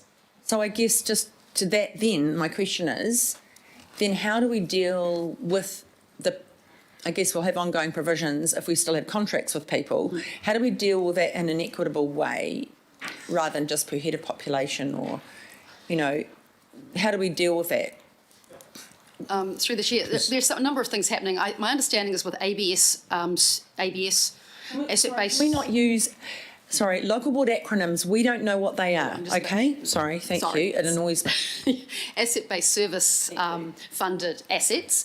My understanding is they are CPI adjusted, so they do go up each year based on a CPI adjustment formula, and there is work through the government's framework review to look at how equitably those are being funded. And again, my operational colleagues may need to comment on that part as to how the envelope for those is looked at and more equitably provided across the region. So there is work underway in that space. I'm not sure if Lisa or anybody else would like to comment on that more specifically. It will be an issue. There's no class 4 money, nothing available. So we'll Lisa, then we can move on. Kia ora koutou. As councillors will be aware, we are doing a piece of work that's come out of the governance framework review on funding and service levels. So that gets reported through to the Joint Political Working Group, which has both councillors and local board members on it. We're at the stage now of having looked at current service levels, moving into a phase of looking at equitable service levels, and that will be reported through the political working group into council committees and with local boards over the next couple of months. Thank you. Yep. Thanks very much. Thank you, Mr. Thanks, Lisa. Councillor Dalton on Skype, and then it's Councillor Bartley and Councillor Watson, if we have time. Councillor Walker again with a very quick question. Thank you, Chair. It seems to be getting more complex the more that we talk about it. And so there's two pieces here. There's one about the facility, so the bricks and mortar, and then you made a comment regarding the Southern Initiative and how things can happen outside of bricks and mortar. My question would be, what effect do you do you think that the Southern Initiative are having on youth in the southern area? Because I think that answer might be around who's determining what the impacts on youth are. Is it youth, or is it the Southern Initiative, or is it what we think are good outcomes for youth or outcomes for youth? Through the chair, it's difficult for me to comment specifically around that and answer that question. Need Gail Surgeon from the Southern Initiative to respond around specifically how they're measuring their outcomes they're having. What we've observed through the reviews and things that they've done is that they seem to be having great traction with young people in the southern area, specifically targeted young people, particularly Māori and Pacifica young people, through their things like the trades training program that they're running alongside government. So I have limited ability to comment specifically to that question. So perhaps we could take that away and get a response from Gail Surgeon, who manages that team. Thank you, and I have comments for later. Thank you, Chair. Yeah, thank you, Councillor, and I'll put you down for it. Did you say you had comments, Councillor Dalton? Yes, please. Okay, I've put you down after Councillor Casey and Councillor Walker. Thank you. Councillor Bartley. Thank you, Mr. Chair, and through you, thank you, Liz and Cleo, for your report. I wanted to ask about the options that have been put up and the option that you've recommended being option 1. My concern is that, if there's no process or application process to apply for funding for things, then you won't apply. So how do we address, transparency for those that are not in the loop to know how to get this kind of funding this way, when there is no actual process for them to be made aware of and, find out about? And would that be addressed through any other options that are on here? And perhaps we need to look into the future to address that particular issue rather than go with this option, considering the COVID situation that we're in. So I'm interested in your thoughts, please. In terms of ability for community organisations or youth organisations to receive support through council, there are some transparent processes through our grant processes, either at the local board level or through our regional grants programs, although a lot of the local stuff that happens obviously doesn't qualify for that. So those processes are transparent. Arguably, annual plan and long-term plan processes are also transparent processes, and that's one of the things we highlight in this report, that one of the trade-offs of not having a provision approach is that we get ongoing ad hoc requests through annual plan and long-term plan processes. And that potentially disserves some communities who are not familiar with those processes. So we've acknowledged that in the report as one of the trade-offs of not having a provision approach. So this is, I guess, really what we're asking you to do, councillors, is to consider those options and the trade-offs and what things you're prepared to trade against. And for all the reasons we've already set out, we've proposed that we stay with the status quo. It does allow us to respond on a case-by-case as we need to, and local boards have been proactive where they've seen real need in their communities to advocate and to undertake needs assessment work about what's needed in their communities. So we've seen the more recent examples like Te Oro and Kaipātaki's Marlborough Park Hall, and what's happened in Panmure more recently, where the local boards have identified specific requirements for young people in their communities and have made things happen. So, for example, Panmure Community Hall, they have taken a hall that was probably underutilised and have invested local LDI funding into that for youth services and activities. So those routes are still possible through this status quo. Does that answer your question? Sorry. It's no easy answer. That you're grappling with the trade-offs. Councillor Walker, can you put your microphone off because thank you. Yeah, the crux of my concern was around accessibility.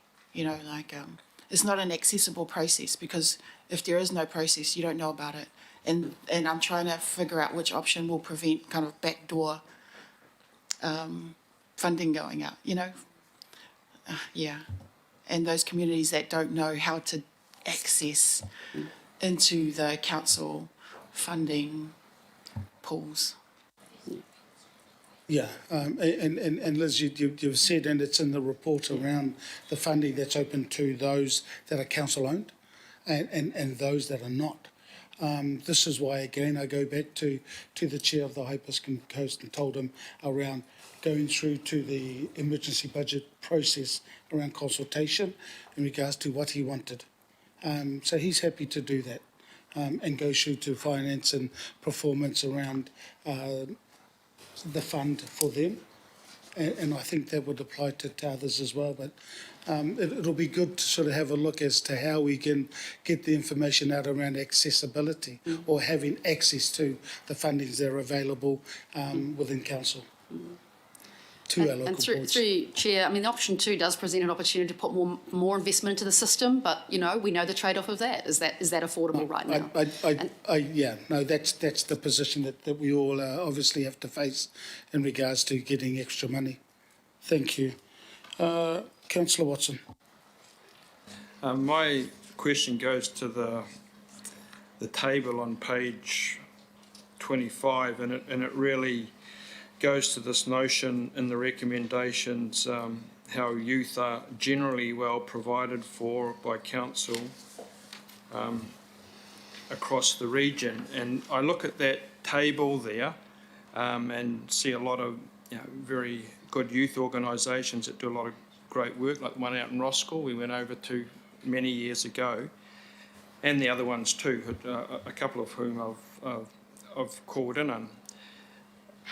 Someone mentioned the phrase going forward, what's going to happen going forward, and I look at the figures there, 2018-19, but if we look forward, and notwithstanding Councillor Newman's very valid point about the impact of any budgets on a vulnerable constituency, is it correct to say to a greater or lesser extent, even though there might be cuts of some magnitude, that if we take the first 6 there, they will be going through successive years, largely with the sums that are identified there in one shape or another. Is that a reasonable assumption?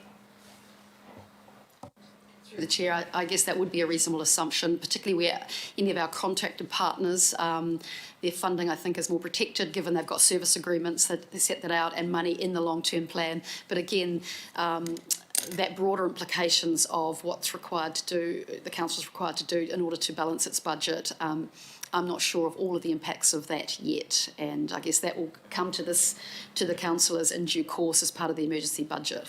Yeah. Okay. So we that goes to everything, but those figures that are there indicates a commitment going forward, and as you've said, additional to that is the capital works and maintenance that go along with those facilities too. Okay. So let's cut to it. What's the outlier in amongst all that goes to 0, 0, 0, 0 in those ones? So the region as a whole is getting looked after, but in amongst those ones identified there, one particular organisation goes this year to 0 and 0 and 0 and 0. So I bring that up in the context of the fundamental premise of the whole report that youth centres are well catered for and no gaps in provision, etc., etc. There is an outlier there, isn't there? Through the Chair, yes, certainly Hibiscus Coast Youth Centre, its funding is not secured through the long-term plan currently. Okay, yeah. And I'll reserve my right to speak to that when this item comes up in terms of the regional context. Thank you.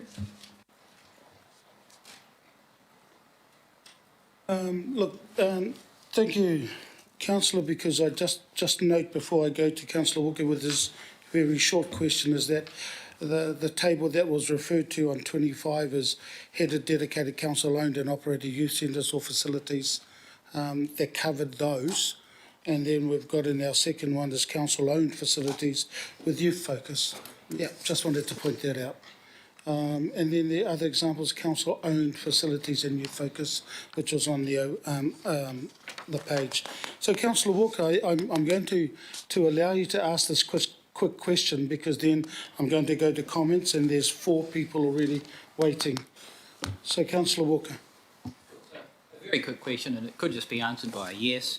So is it fair to say that when you've got an asset, and it could be a youth centre run by a charitable trust, but that asset is not a council asset, that effectively, as far as asset-based funding, operational funding, it completely falls through the cracks? Is that the case? Or it can? I don't think I can answer that question, Councillor, because we do have examples of facilities that are owned by other third parties on our land that are partner facilities, so the likes of Q Theatre, and, you know, so I can't say that categorically. Okay then, Lizzie, because again, we go back to having a look at that, at what's available. And we've got that on page 25 and overleaf, on page 26. But the issue still remains is that those that are not covered in here have the opportunity of going to get into the annual plan process, or in this case, the emergency budget. So, and am I correct in that? Yes, that's the option. That's certainly possible. Councillor Hills, and then I'll go to speaking. Okay, but this is just a quick comment about... Oh, you know, I'll put you down. I got 4 people who want to comment, and so I'll put you down here as number 5. So just to comments, Councillor Casey. I've got bad news and good news. I'll do the bad news first. The bad news is that in any other year we'd be looking at full discussion of options 1, 2 and 3. This is the reality of COVID-19. This is the reality of our emergency budget, that the status quo has to prevail. These aren't cuts, these are keeping services as they are. It's really pleasing, Liz and Cleo, to see the work that you've done, and I will highlight some of the points that you made in your report. We do have 145 facilities across Auckland. I didn't know that till today. Every local board has youth facilities except Great Barrier. 18 of the 21 local boards have youth as a priority. That is brilliant news for me. You need to work on those other 3 though. And the good news, so the bad news is, I'm sorry that we are stuck. But the good news is I Am Auckland was written by the Youth Advisory Panel. They drove that. It's a wonderful piece of work. It was due to come back in April. The Youth Advisory Panel was meant to be up and running by about May, June. The good news is that we've almost finished the selection process for all the demographic advisory panels, and the Youth Advisory Panel should be here in August to talk to the review of I Am Auckland, and that makes me feel really happy. So that's good news, folks. We have still got the demographic advisory panels coming to assist us. Thank you. Councillor Walker. Are we speaking now? Yep, as I said, earlier. So, before anything else, sure, I did put some amendments that I moved together with Councillor Watson. I understand that those amendments, I think, are being incorporated, so I will seek your guidance around that. Just to confirm on that particular one, they haven't been incorporated as yet. Claudia as well as Koro are working on it, bearing in mind we only received it at 10:30 this morning, even though it was sent at 6:51. So, okay. In which case, can I finish first? I'll move. Can I finish first? So that work is being done, and that's what Koro was talking to Liz. I know that he's had a conversation with you, and it's trying to find a pathway forward. Koro, can you also, with Councillor Watson, who ended up looking at these recommendations, can you also have a discussion with him? So at the moment, Wayne, no, they haven't been incorporated, and that won't happen until I end up getting Claudia and Koro working on what you sent through at Maya got at 10:30 this morning. Okay, in which case then I'll move those amendments, which you have, and I'd invite the seconder to second. And I'll then speak to them, Mr Chair, if I may. Not yet. You won't be speaking on them. If you wish to end up putting these amendments through, I've got no issue around putting them, but we need, as a committee, to end up having a look at them first.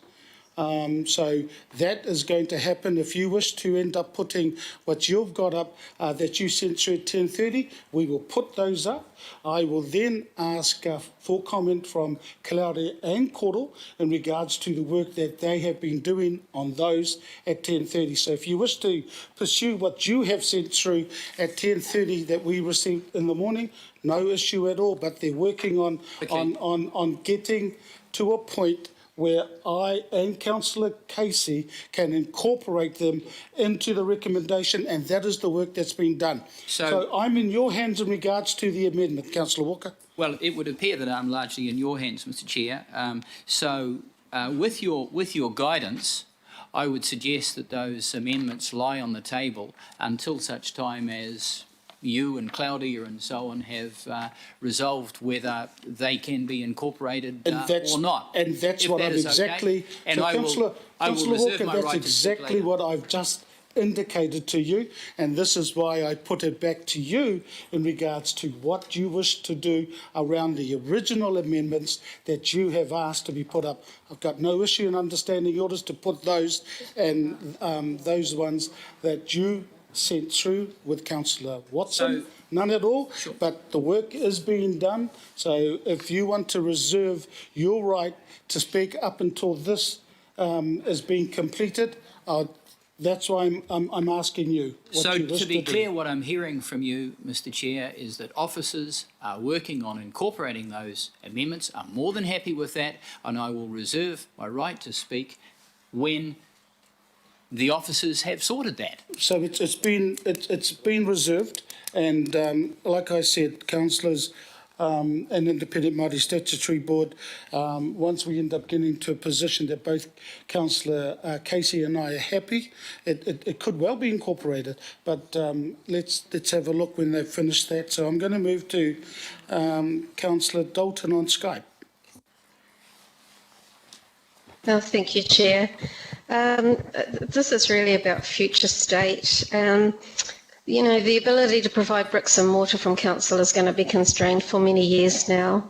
And I think what I would like is for council to progress the conversations with schools and marae on how we can access their facilities after hours. And there's multi-benefits from using facilities on school grounds and on marae, because it gives that sense of belonging to our youth. That's a familiar place for them.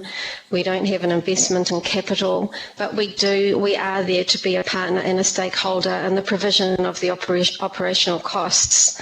And then we can fund organisations that we believe in, and ZEAL is the example that Councillor Cooper used, but that's not our decision, is it? And this is all local board stuff.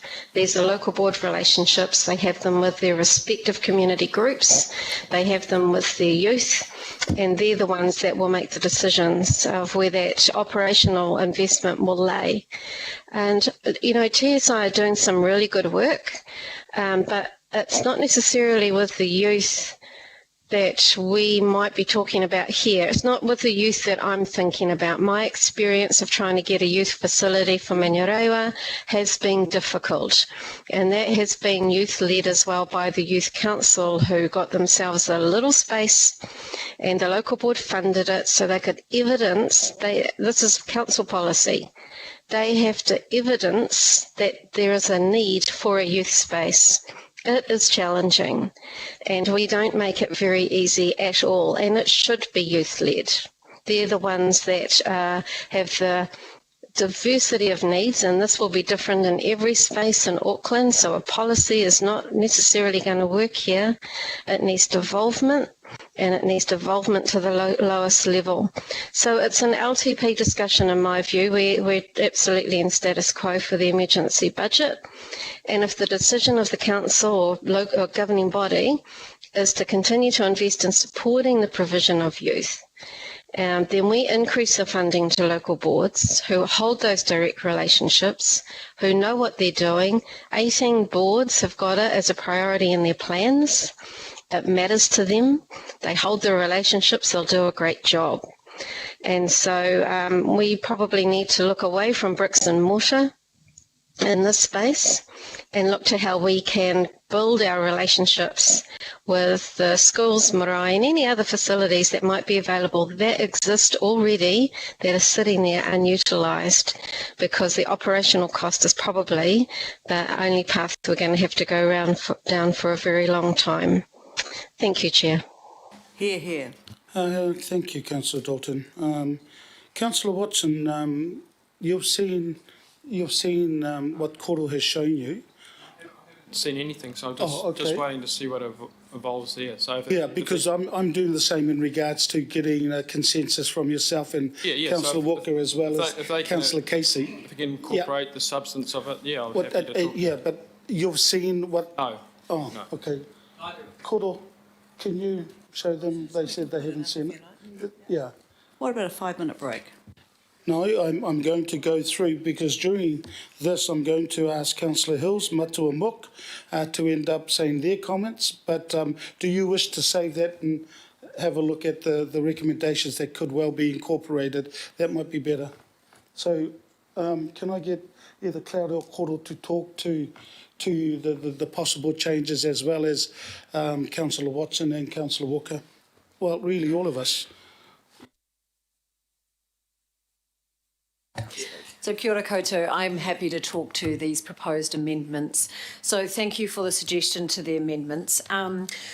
We can understand it's obviously a very important subject to many people, particularly given this current environment where our youth might be particularly affected. For item number A, we received a proposed amendment to just be specific regarding adding the words the sites, and that the council-owned and or operated youth centres, they received council funding as we had listed on page 45, I believe it is. And I presume that amendment had been requested regarding an explicit nature and making that quite clear. So we're happy to endorse that. To point number B there, we've added the proposed amendment that some external youth providers may need to receive funding in order to ensure they are able to fill what would be otherwise gaps in youth provision. And certainly we acknowledge that as well, and we're happy to make that amendment. Point number 3 is regarding agreeing to option 1, that we would maintain the status quo, that the decision-making continues to be flexible, and what we propose to add is that the grant application opportunities continue to exist to meet the community needs. Those grant application opportunities, by definition, allow us to consider gaps in service provision or social need. So, Claudia, is that? So if we're supportive with those changes, if that also helps address some of the concerns that were raised. So, question to these, because at the moment they're just on the table in regards to both Councillor Casey and I incorporating them into the substantive, which has been moved and second. So, Councillor Walker. Just in response to those changes, marvellous. So there was an additional suggestion that was put forward in the amendment, and that goes to option 1, which is around the status quo, and effectively suggested a very slightly modified status quo, and that would be decision-making continues to be flexible to meet community needs, but then the addition is with the development of interim guidelines for additional provision until a policy for youth centres is in place. So it's not asking for a policy, but it is acknowledging that there is no policy, but it's also suggesting that we start working on some interim guidelines because we actually don't have interim guidelines.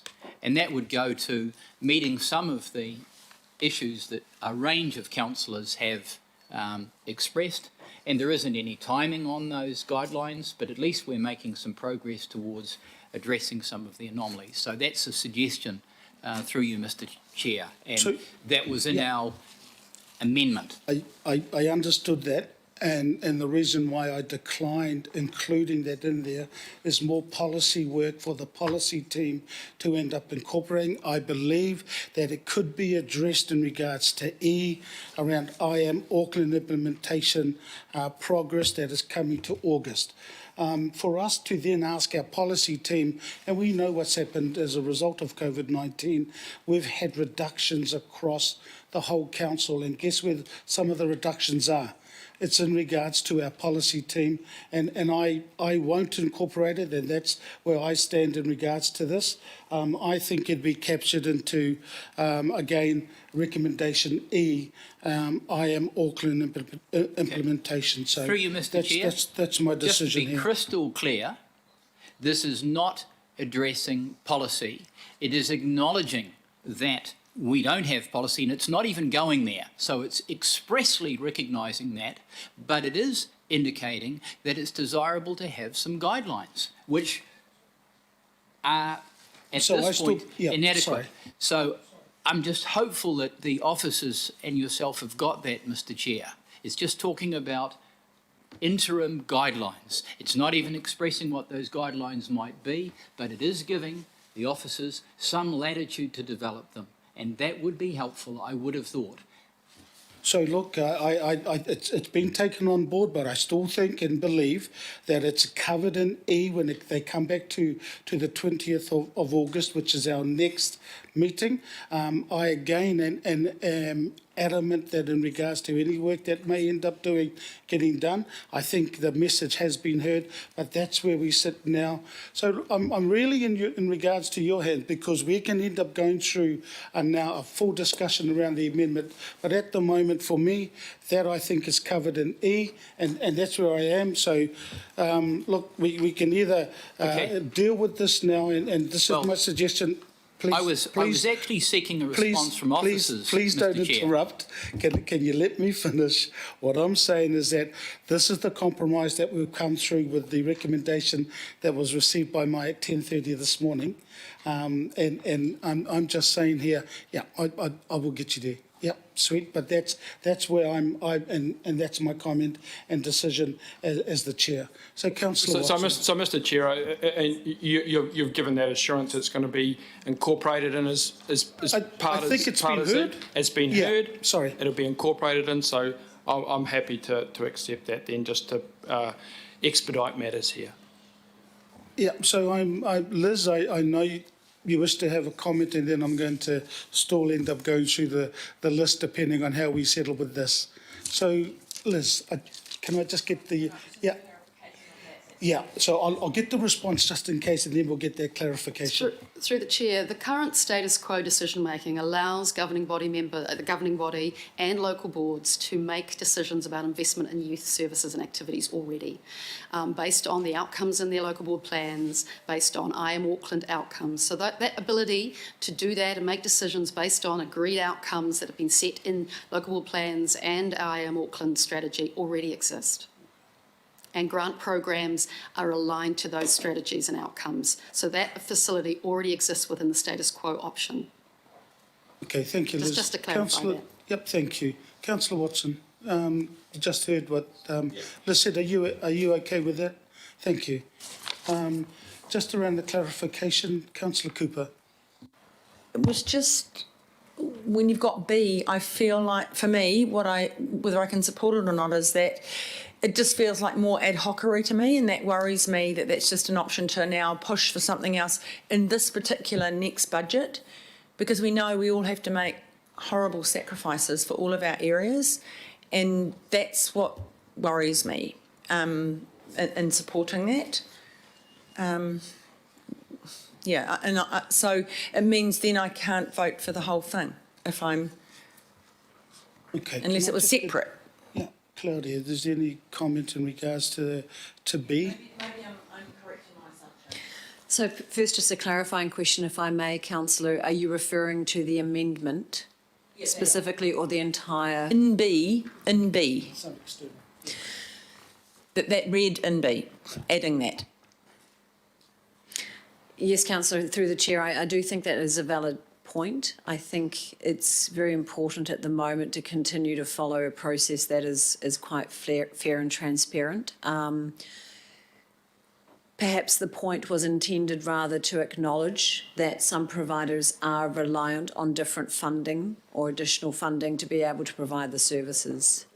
But it says may need, which gives an intention that then you can ask for it, rather than do receive, because some local boards will be funding some of those, and that's fine. It's absolutely their choice because they do have all those relationships. However, this then to me goes, oh, but it says that there. Now I'm going to do that. So that's this year we have to be so careful. Happy to change the may need to do. Yes, and that's very valid feedback. Thank you very much, councillor. No. So Councillor Cooper, we've just sort of made that little change in regards to providers do receive funding. So if that's okay with us, both Kathy and I have got no issue at all in incorporating into the substantive. So are we happy where we are? Because it's good to be happy.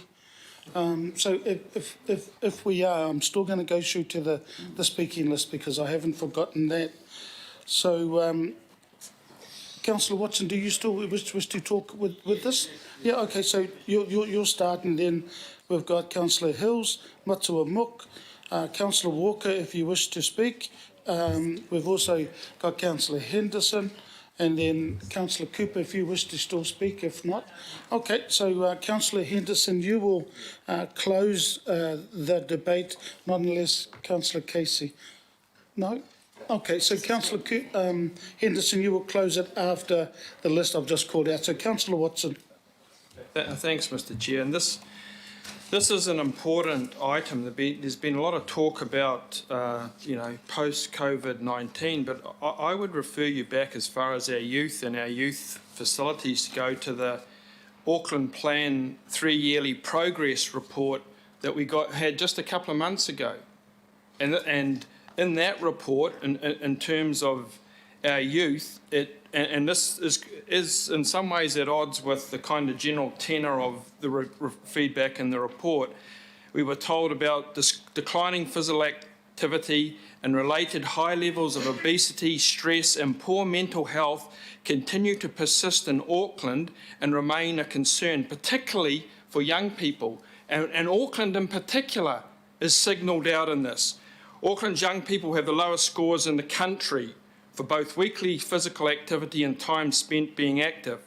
Auckland children using active transport has seen a sustained downward trend. But the really worrying one for me, and it goes to the heart of this matter today, in 2018, almost a third of Aucklanders had a World Health Organisation wellbeing score of less than 13, which is indicative of poor emotional wellbeing and or poor mental health. Auckland compares poorly with other New Zealand cities. Suicide rates are also an indicator of mental health and wellbeing. The number of suicides in New Zealand reached its highest level ever, with the highest number of suicides being in Auckland. This was given by an increase in the numbers of, you guessed it, young people in the groups 15 to 19 years of age. They are the people our youth centres deal with, our designated youth centres. They're not at Scouts or Girl Guides. They're not whacking out links in the local gym. They're at the youth centres. They're the people who deal with those kids. It's not the schools. The schools kick them out. The schools can't deal with them. They try to. I know. I've been in secondary schools. The youth centres are the people who help deal with those kids in our community, wherever you are in Auckland. So I heard 18 local boards, youths were a priority to them? Yeah. well, they're a priority to me, more so than any number of other things that this council does. So I listened to Councillor Newman there in terms of our most vulnerable and the process we're going through now. So I'm saying, as a councillor for Auckland, not just in my own patch, anywhere in Auckland, youth are a priority, and these vulnerable youth are top of that list of priority. So we have to tread a very careful path here in terms of public perception. We're having to do it with costs in the budget, but if we can't look after our young people and our vulnerable young people, then why would you bother with the rest of it? Because that's a mark of your priorities. A budget is a moral choice.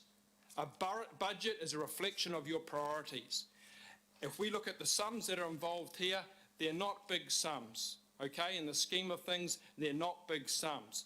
This process we've gone through today follows on from I Am Auckland, we've told. And if you look at I Am Auckland, like all our documents, it says all the right things about voice, belonging, health and well-being, and a fair go. So what we're asking here is a fair go across Auckland, not just for Hibiscus Coast, but for all of Auckland, a fair go for our young people. Now, if that doesn't come out of this, what has the last 2 years been about? This review was done as a consequence of the situation with the Hibiscus Coast Youth Centre, as it compared to the rest of the region. That's what prompted this review. 2 years on, I have no idea what this means for them. Sorry, I've read the report twice. I have no idea what it means to them. I've heard about pathways. I've heard about go and see this person, go and see that person. We've done that 2 years in a row. It's only to the grace of the Mayor that the situation was dealt with in those previous years. We're back again here today, 2 years in a report, and we're no further on. It's the same situation. I don't know what to do, what to say to these people. Just, oh yeah, put in a submission to the annual plan. That's a pathway forward for this massive big chunk of the northern part of our region. That's not satisfactory. That's not going to cut it. What does it take? Our region is going to stump up conceivably $60–70 million worth of asset sales. All right? I've looked at the properties that are up. Can 0.5% of that go to a youth centre? Or it doesn't work that way, does it? Why not? We're in an emergency. We need to look at things in a different way. Why can't we make it a priority? 0.5% goes to our youth centre that serves our whole half. So I put that up as an idea, Mr. Mayor. Going to take 60 or 70 million assets, fair enough, if that needs to for the good ship Auckland, but don't make it all take and not even a little bit back. So this is either a priority in terms of I Am Auckland and Auckland Planned and everything else. There's one clear, glaring outlier here in this whole sequence of regional networks. If there are other ones, I back whoever those people are, just the same. Absolutely the same. What I say for the Hibiscus Coast goes for any other youth centre in Auckland. But if we do not deal in a fair way, in a way that addresses these concerns pre-COVID-19, what are they going to be like post-COVID-19? That will be a reflection of us and our priorities. So thank you, Mr. Chair. Thank you, Councillor Watson, and move to Councillor Hills. Thank you. Yeah, thank you. Oh, Mike. Thank you, Chair. Just want to support the direction, but I do agree with Councillor Watson and others that we are going to have to look at how we prioritise more of our dropping funding for our youth at this time.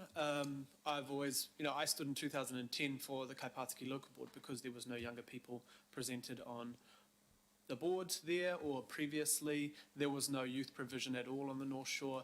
My number one goal was to get a youth centre on in the area where I was living and on the board for, in Glenfield, Marlborough Park. That didn't happen by accident. That took 5.5 years of work. We had to do a feasibility study. We funded that through the local board. We had to do a full consultation. We did barbecues and work and consultation in every high school. We went to the intermediate schools. We held big days, online things. We got people in for the design work.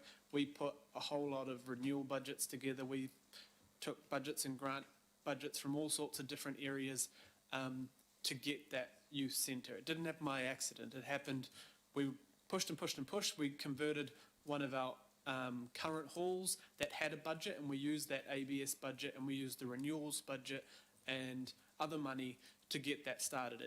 It wasn't just given to us, I guess.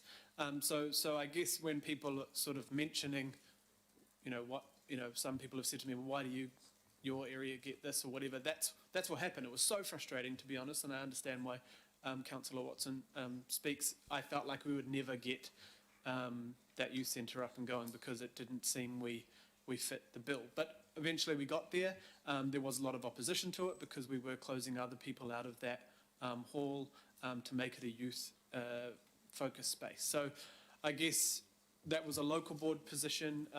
I'm happy to support this direction, and we do need to figure out how we get more funding for our young people. But I just want to say that's how it happened. It was frustrating, but it was a really good win at the end of it, and that still gets outside funding.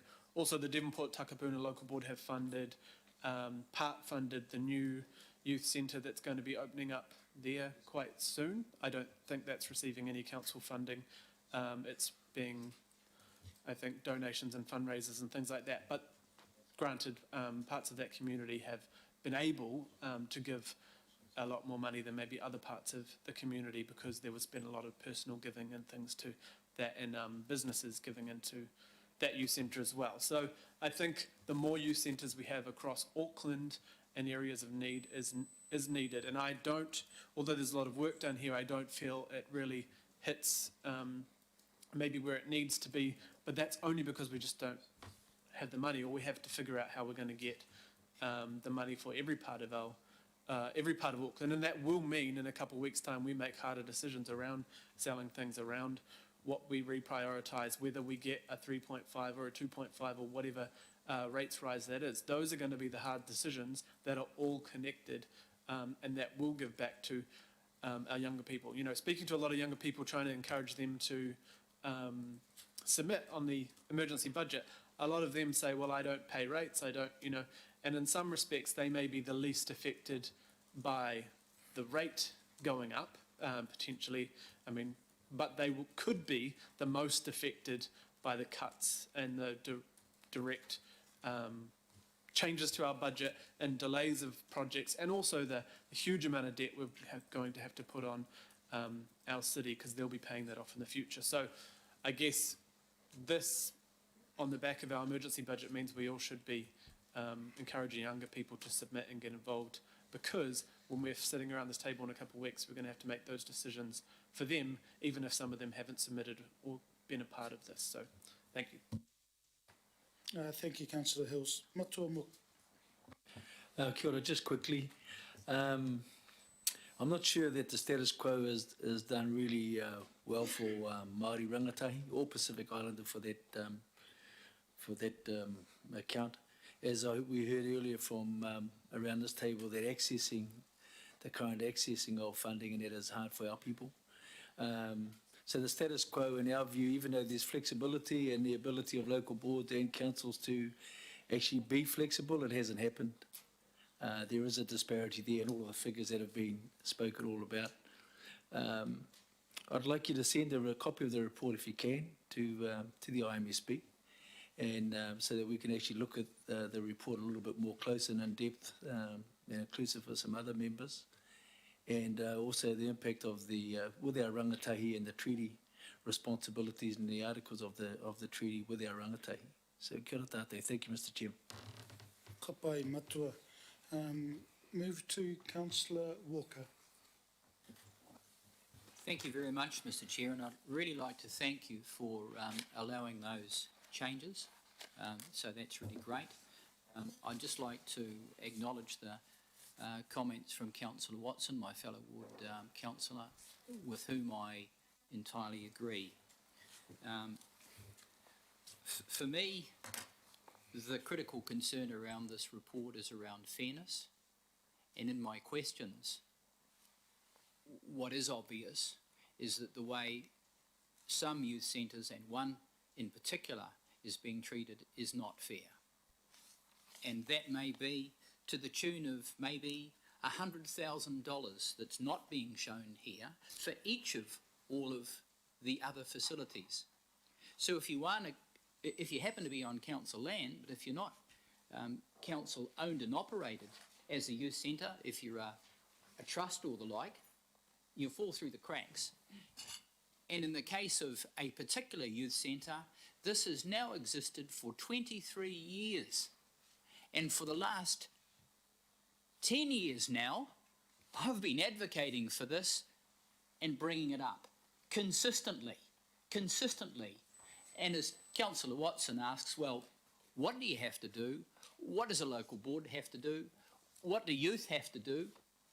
Because frankly, we have a report, but it is still not adequately addressing that issue. And I can tell you as a councillor, and I know I speak for Councillor Watson, we're actively involved in youth. So we understand the youth suicide issues, the wonderful groups like Youth in Transition and other groups that we've got in our community that are desperately trying to raise money to assist at youth risk. And when I spoke with the people in those teams, and there are a number of them within our communities, they tell me that right now things are real bad. They've been hit financially, they've been hit in terms of their volunteer base. So if ever there is a time in respect of consideration of reports like this and going forward to an emergency budget to look after the most vulnerable in our community, then that time is now. And if you assess any organisation on success, it has often been stated that organisations and societies are assessed on how they care for their most vulnerable. And that is the young, and that is the old, and there are a number of other categories. And right now, they are the people that we need to be assisting, and we need to be directly acknowledging that through this process, which is why I asked for guidelines, because those guidelines aren't adequately here. And if I apply that across these council facilities, what is clear to me is that in a number of instances, and you can read it, there are facilities like Zeal that have crisis intervention, fantastic. Marlborough Park, youth health services, marvellous.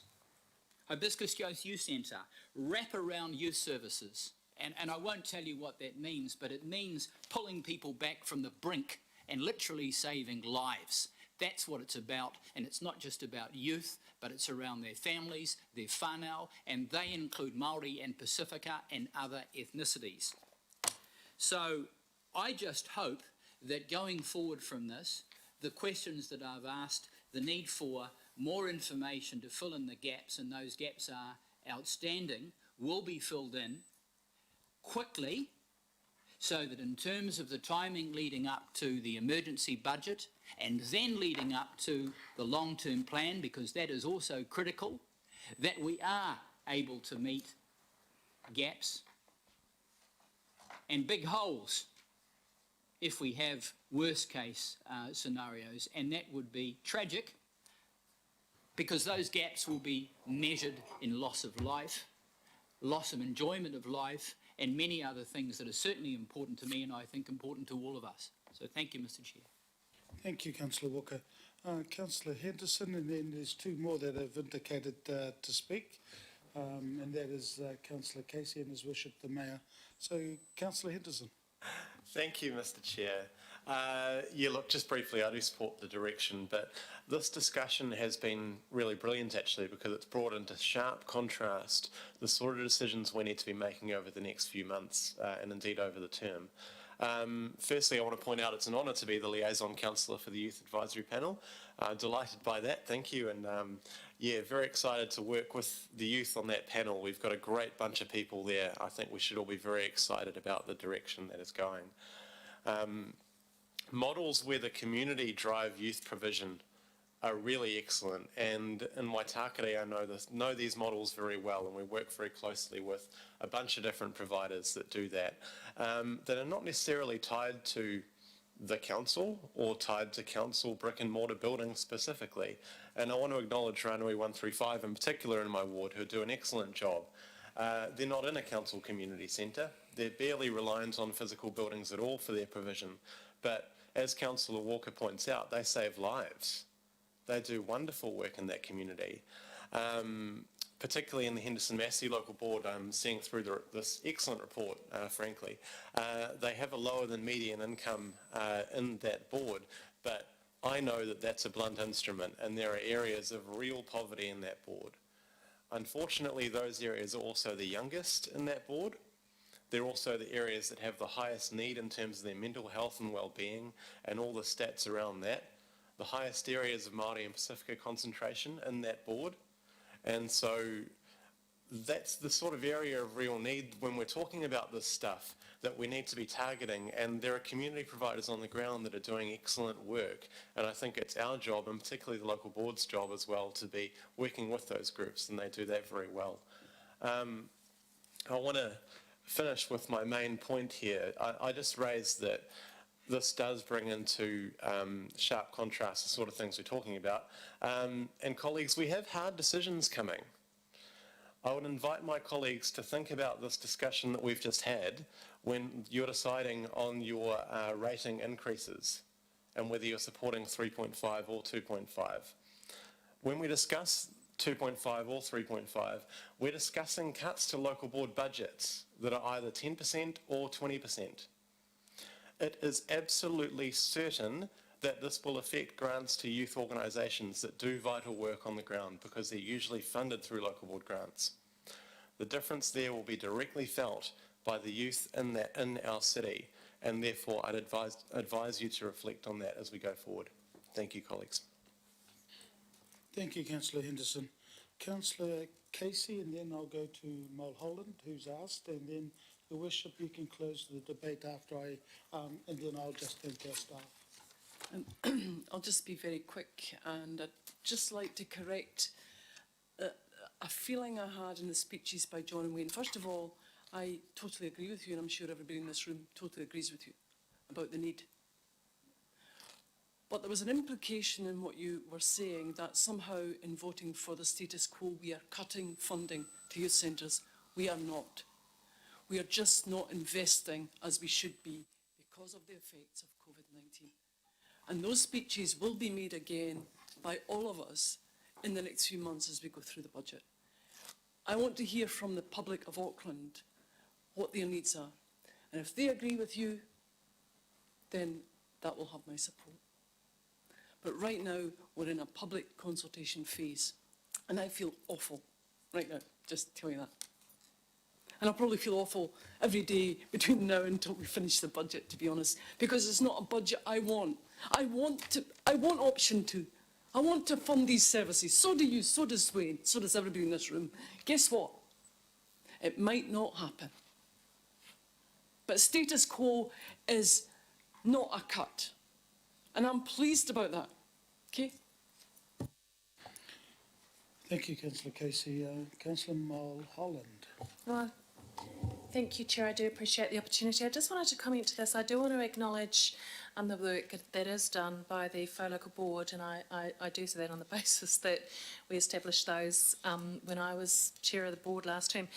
There is amazing work that is being done with our youth, and I also want to acknowledge the partners that the Board had, and I think of Councillor Henderson and Councillor Cooper with regards to some of the groups, and we work collectively as boards, and I am one person who actually has worked for a youth suicide trust, and I can tell you the unfortunate stories I have in my memory of things I was told working in that environment are not memories someone wants to carry through their life, but I will.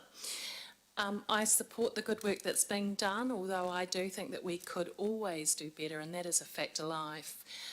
I agree, thank you, Councillor Casey, with regards to this is not the status that we want, but it is where we're at. So I just want to say that I do support the good work that is being done by our local boards in that regard, especially I want to acknowledge the work in the fight. And I did also sit in on Skype calls with our youth during COVID. And there is a youth board in the FO, and I am proud of the youth board.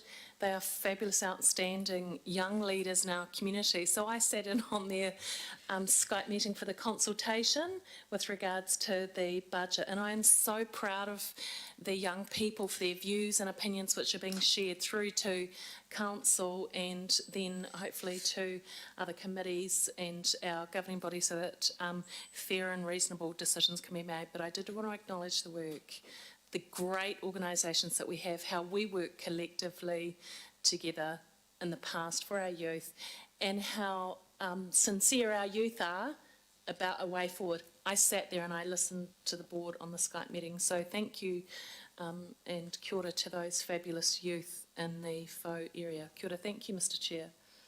Kia ora to that. And Councillor Newman, you've also indicated, and I still will leave His Worship the Mayor to finish off this debate. Yeah, I know. Thank you, Mr Chair, and I want to acknowledge the reflections as well as the work that has taken place, but I would reiterate, and I have to say to Councillor Casey, I'm not sure that the status quo is a maintenance. I actually think the status quo, in light of the changes that I'm sure are coming to ABS, will represent an erosion, and the concern will be what that looks like operationally and what will be the opportunity cost of that. It is not yet known, but I am almost as sure as night follows day, this will hurt. The status quo option will hurt. And the problem here is that the decision makers actually don't have a particularly good line of sight to the consequences of the decisions that have been taken. So I do look forward to getting, and I try to avoid the weeds, but I do look forward to learning more about the operational impact, because I feel that we need to know that. It is happening, it is current, and it will be difficult. And I'm not sure that there is an easy way to address that other than at least sticking to 3.5% rate increase.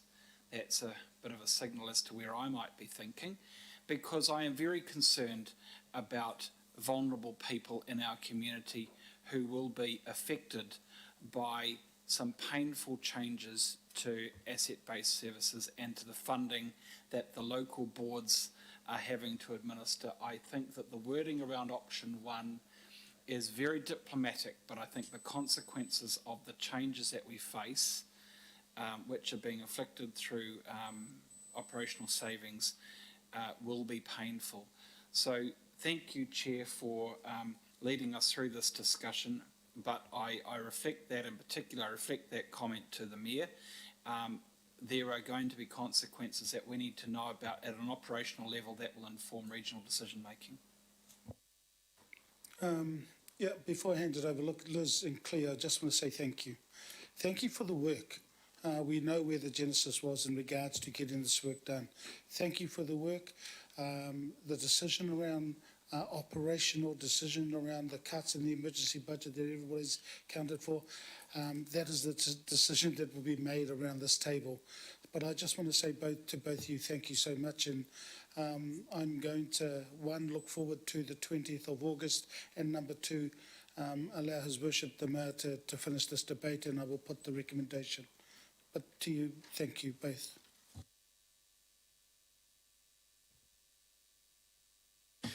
Thank you very much, Mr Chair, and I've sat here quietly just listening to the comments that have been made. Let me first say I support the recommendations as modified by Chair Filipina and Deputy Chair Casey. I think we're landing in the right place. I've listened to the professional advice of our officers. I was one that thought maybe stronger guidelines would help. I've listened to what they've said. I think that maybe flexibility is important and might not be helped by setting guidelines. What matters is what we actually do. I also agree, bricks and mortar, look, we could build centres all over the place. It's not necessarily the best investment of our money. It's the services we provide to our young people. Secondly, I want to acknowledge the passion and advocacy of Councillor Watson and Councillor Walker for the youth centre. I have visited the youth centre. I was pretty impressed with it. I think the anomaly in this paper is that we've got to make a decision about it one way or the other. Look, my attitude to it was positive, but the decision that we make ought not to be, and we won't make that decision here today, it's got to go through finance and performance. It can't be just ad hoc 100,000 this year, maybe next year or not. Is it effective? Is it making the contribution we want? If it is, let's try to regularise it. And I think, you know, that's the thrust of your comments, John.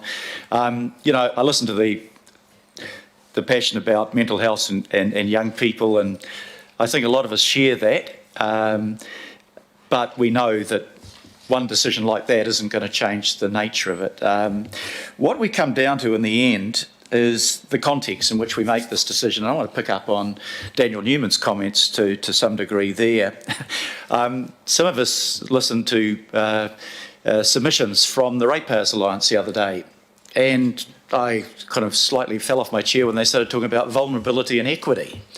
How the hell are we going to achieve an answer to helping the most vulnerable, for example, the rates postponement, 65 million? How are we going to achieve equity, which is part of our Auckland plan about inclusiveness, if we slash our ability to do anything for the people of Auckland? And that's why I opposed putting forward zero rates, and I adamantly oppose that. The majority feeling was we give the choice, and I hope people choose 3.5%, but I and everybody else in this room have to listen to what Aucklanders tell us around that. But for us in this room, yeah, look, we should support something like the Hibiscus Bay Youth Centre, but if we do that on that side, we've got to focus on where we draw the money in to fund not only that one centre, but a range of things that we can do positively for the people of Auckland. So we can't, and I was listening to what Councillor Watson said about, you know, well, we're selling some assets. Yeah, look, we don't particularly like selling those surplus properties, but that is one way, if we do that, John, that we can actually say we've got a balanced financial budget that will enable us to support a centre like the youth centre, but still maintain the income. What we can't do is have a bit of it both ways. We can't go out there and say zero rates, don't sell anything, don't cut any capital programs, but by the way, yeah, this is still going to all work. We know, and the chair of the Finance Committee knows more than the rest of us, that we've got to find a way through. And I've been pretty happy with the way everybody's come around and said, look, yeah, we're in this together, we've got to make the hard decisions. But one of those decisions we will be making, and it'll also apply actually for our cleaners and pay equity, one of those decisions is, yep, we've got to look after the vulnerable. That includes those that have lost their jobs, those whose businesses have gone under on their rates, but it also means that we don't sacrifice the things that make our city a great place to live. So, look, I'm all in favour of this. I'm in favour of supporting the youth centre, but, you know, any councillor that thinks that, well, we'll vote for this because it's a nice thing to do, but by the way, we won't give you the finances to do it, you can't sit on that fence. You can't say, we're not going to have the income, but we still want to spend the money. It's up to us to make the hard decisions, to do the right thing for our people, to make sure we spend the money well. I think this has been a good discussion, but I just wanted to bring the whole thing back around that context. We go for supporting something like the Hibiscus Coast Youth Centre in the context of this paper. Great. You know, I'm really in favour of that, but please pull your weight on the other side of the thing by saying, here's how we're going to balance our budget, how we're going to bring the income in to make it possible to do these things. So thank you everybody for your contributions, particularly thanks to the local councillors for their passion for the centre. Look, thank you, Your Worship. So I'm going to put the recommendation. All those in favour? Aye. Against? Carried. Look, I'm in your hands, committee, because the next three items are there. I can't see any real issues around it for all of us here. It's around a land exchange, but I'm suggesting here that we go through these items and that we then can finish the committee and then go through. There is a bag lunch for those that wish to take it with them. But I'm suggesting we move on with that. So I'm happy that everybody's okay with it. Yeah, even with the confidential, because we've got the two items and then we've got our memo one. So look, I'm being guided by you, but I think, look, it was at 1 o'clock as normally we have a break. So you got 14 minutes to either hold on to it or we have a break. So can we just have a break for about 4 or 5 minutes so then we can go to the whare paku, whare wile and toilet.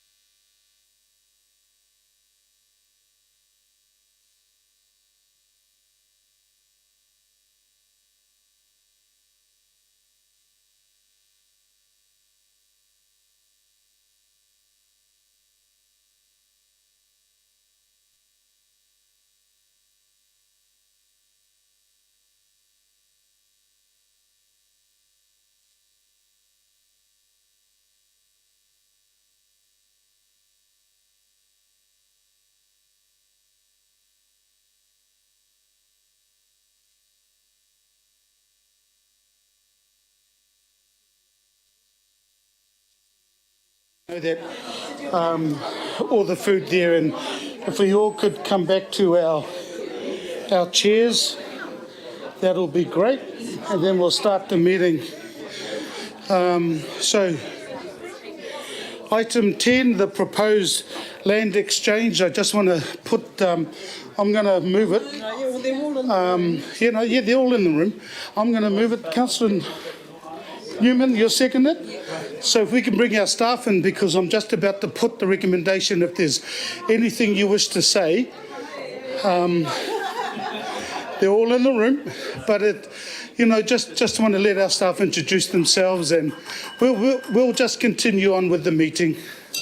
So look, just want to introduce yourselves, and then we can get into the agenda. So Paul, ngā mihi kia koe and talofa lava. So I'll just let you introduce yourselves. Thank you. Kia ora koutou, ko Pomare Lloyd taku ingoa, talofa lava, and to my left is Anne-Marie Quinn, who's been working on this land exchange with Autocare for some time. If I may, I might just introduce the item. So this is a land exchange within the council family. It's been undertaken under Section AA of the Reserves Act, which is a relatively new process where you do the public consultation on the resource consent and the land exchange at the same time, which was designed as part of reforms of the RMA to streamline processes. Just to be really clear, that there were no objections to the land exchange as part of that public consultation process, and the same no objections from Manawa Whenua as part of our consultation process that we run. There was a hearing held by independent commissioners who also recommend the land exchange be approved. It's been to the local board. The local board supports the land exchange. It aligns with their management and development plans for the Mairangi Bay beach reserves. So staff recommend the land exchange, with the note that it will also need to go from this committee to finance and performance, because only that committee has the delegations to dispose of assets. Happy to answer any questions. Kia ora. Kia ora, Paul, and Anne-Marie, anything to add? No, thank you, Chair. Okay then. Look, can we change the mover and seconder? Councillor Watson wishes to move it. No, fine. I just sort of when we started. So, Councillor Auckland, do you want to second it? Okay. Yeah, no, I'll. It's been previously put on the table, but look, we've got Councillor Watson and Councillor Walker, the mover and the seconder. So, I'm just going to open up for questions, and questions only, and then we'll move into comments if there are any. So, Councillor Walker, question. A quick question, and it's against the context where I'm supportive. There are some wonderful pohutukawas on the site. I'm certainly familiar with them. I'm making the assumption that in any works it would be possible to save those trees because they are eminently movable if need be, and they could be accommodated within the site as reconfigured. So just seek that assurance. So through the chair, a tree consent has been issued as part of the wider consent. As part of the works, there will be the removal of 5 trees, one of which is dead. So there will be a removal of 1 karo tree, and there's also a dead karo tree, 1 cabbage tree, 1 puka tree, and 1 Norfolk pine. However, as part of that whole consent, Autocare will be doing mitigation and will be replanting with some more appropriate species that won't grow quite so big within that space. So that was handled as part of the consent and sits separate to that land exchange. Thank you.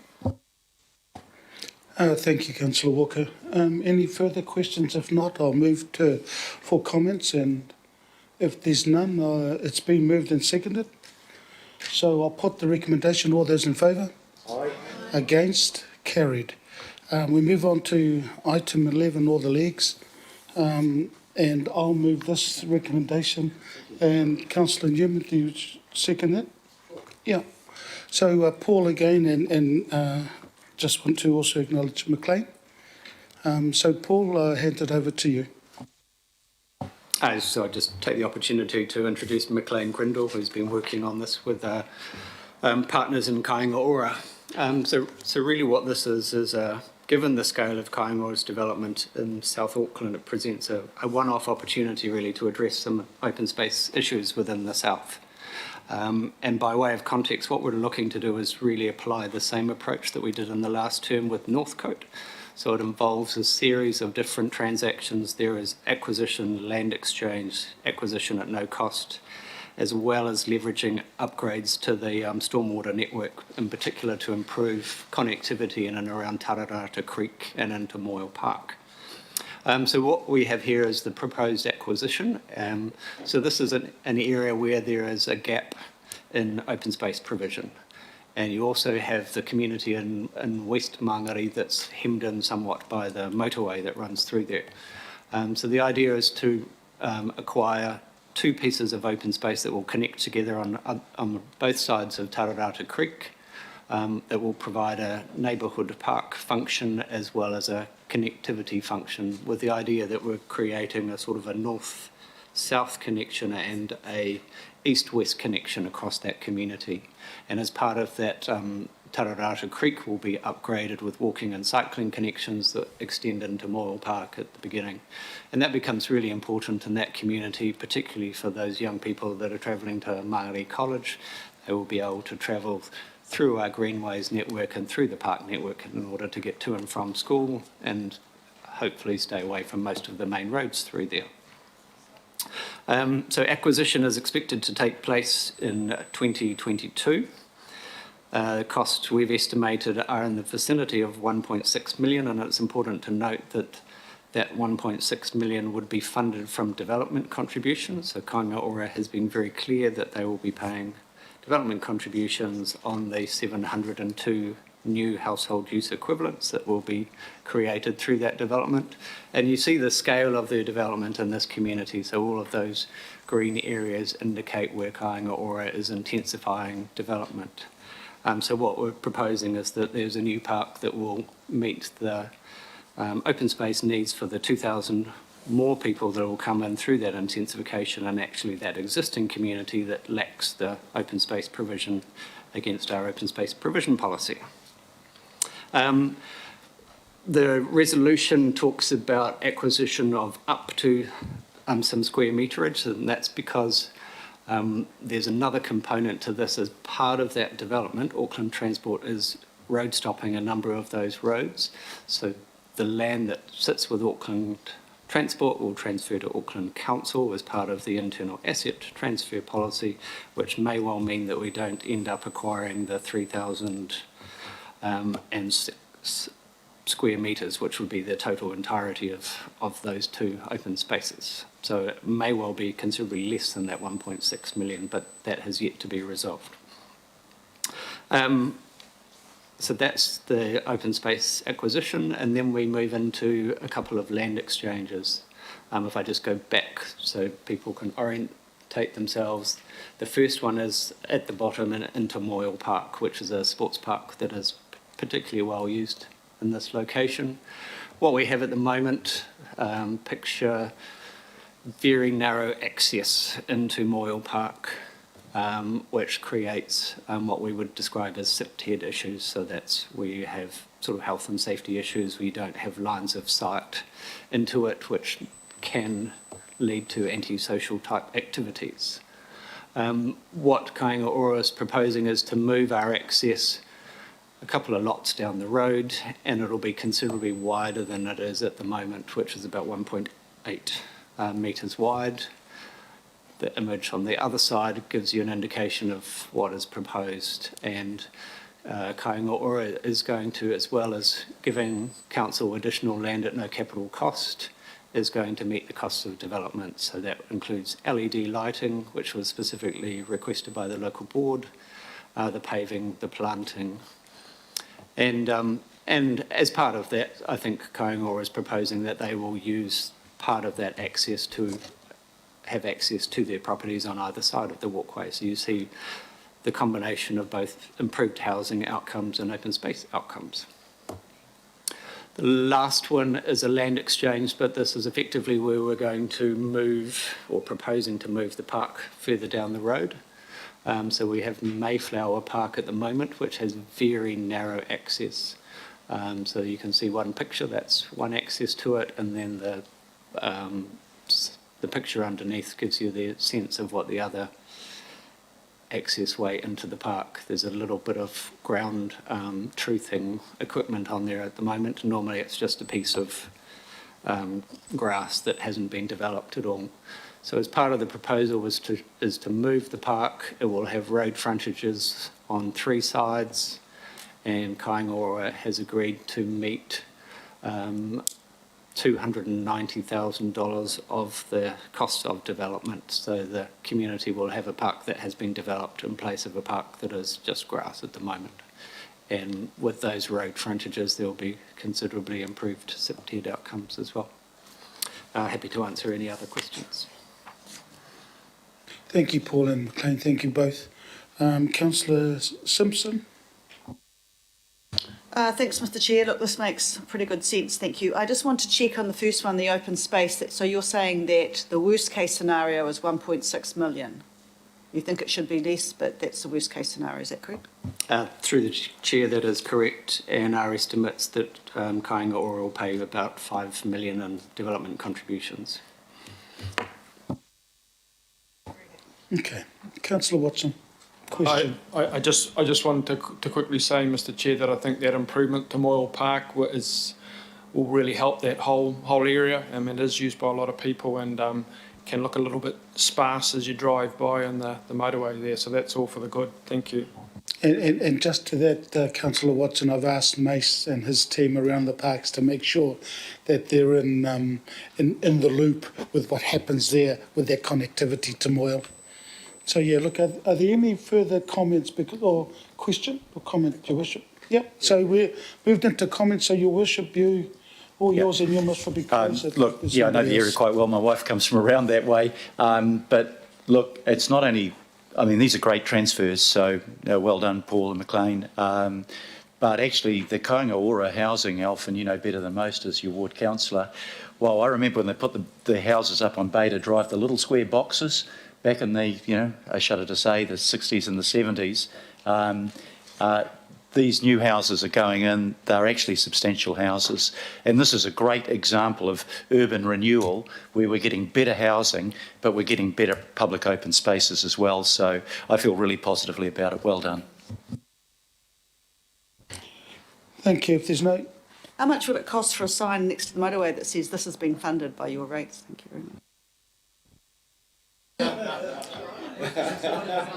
I'll just... Sorry, Mr. Chair, that was a facetious comment. No, I will talk to some of the boys around there, and I have no doubt at all that they'll go onto the property even without permission to put that sign up. Sign could say El Filipino was behind this great development. No, don't do that. No, don't do that. No, yeah, hard. 275 represent. So look, Paul, to both of you. McLean, thank you so much. It's been moved and seconded. All those in favour? Against? Carried. We're moving to the next agenda item. It's number 12, just a dozen. So look, the recommendation is there. I will move it. Second, and by Councillor Cooper, and then question, and then Councillor Walker question. It's just quickly about the Q Theatre. When will we get a report back about where we're at with that? Because because we're in the 12-week wind-down period, aren't we? Will we get something? Well, Koro's going to answer. Yeah. No, I spoke to Claudia and Koro at our agenda briefing saying that you may get a question, but Claudia.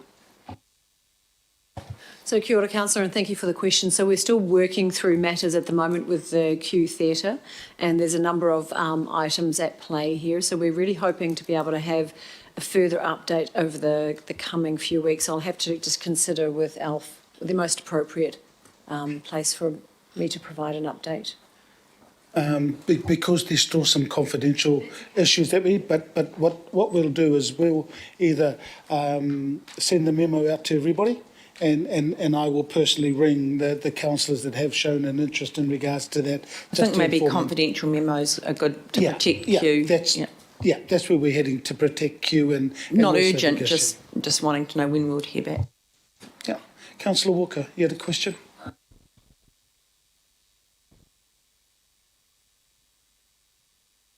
The attachments that include international relations, that's something that I take an abiding interest in, particularly having travelled to a number of sister cities.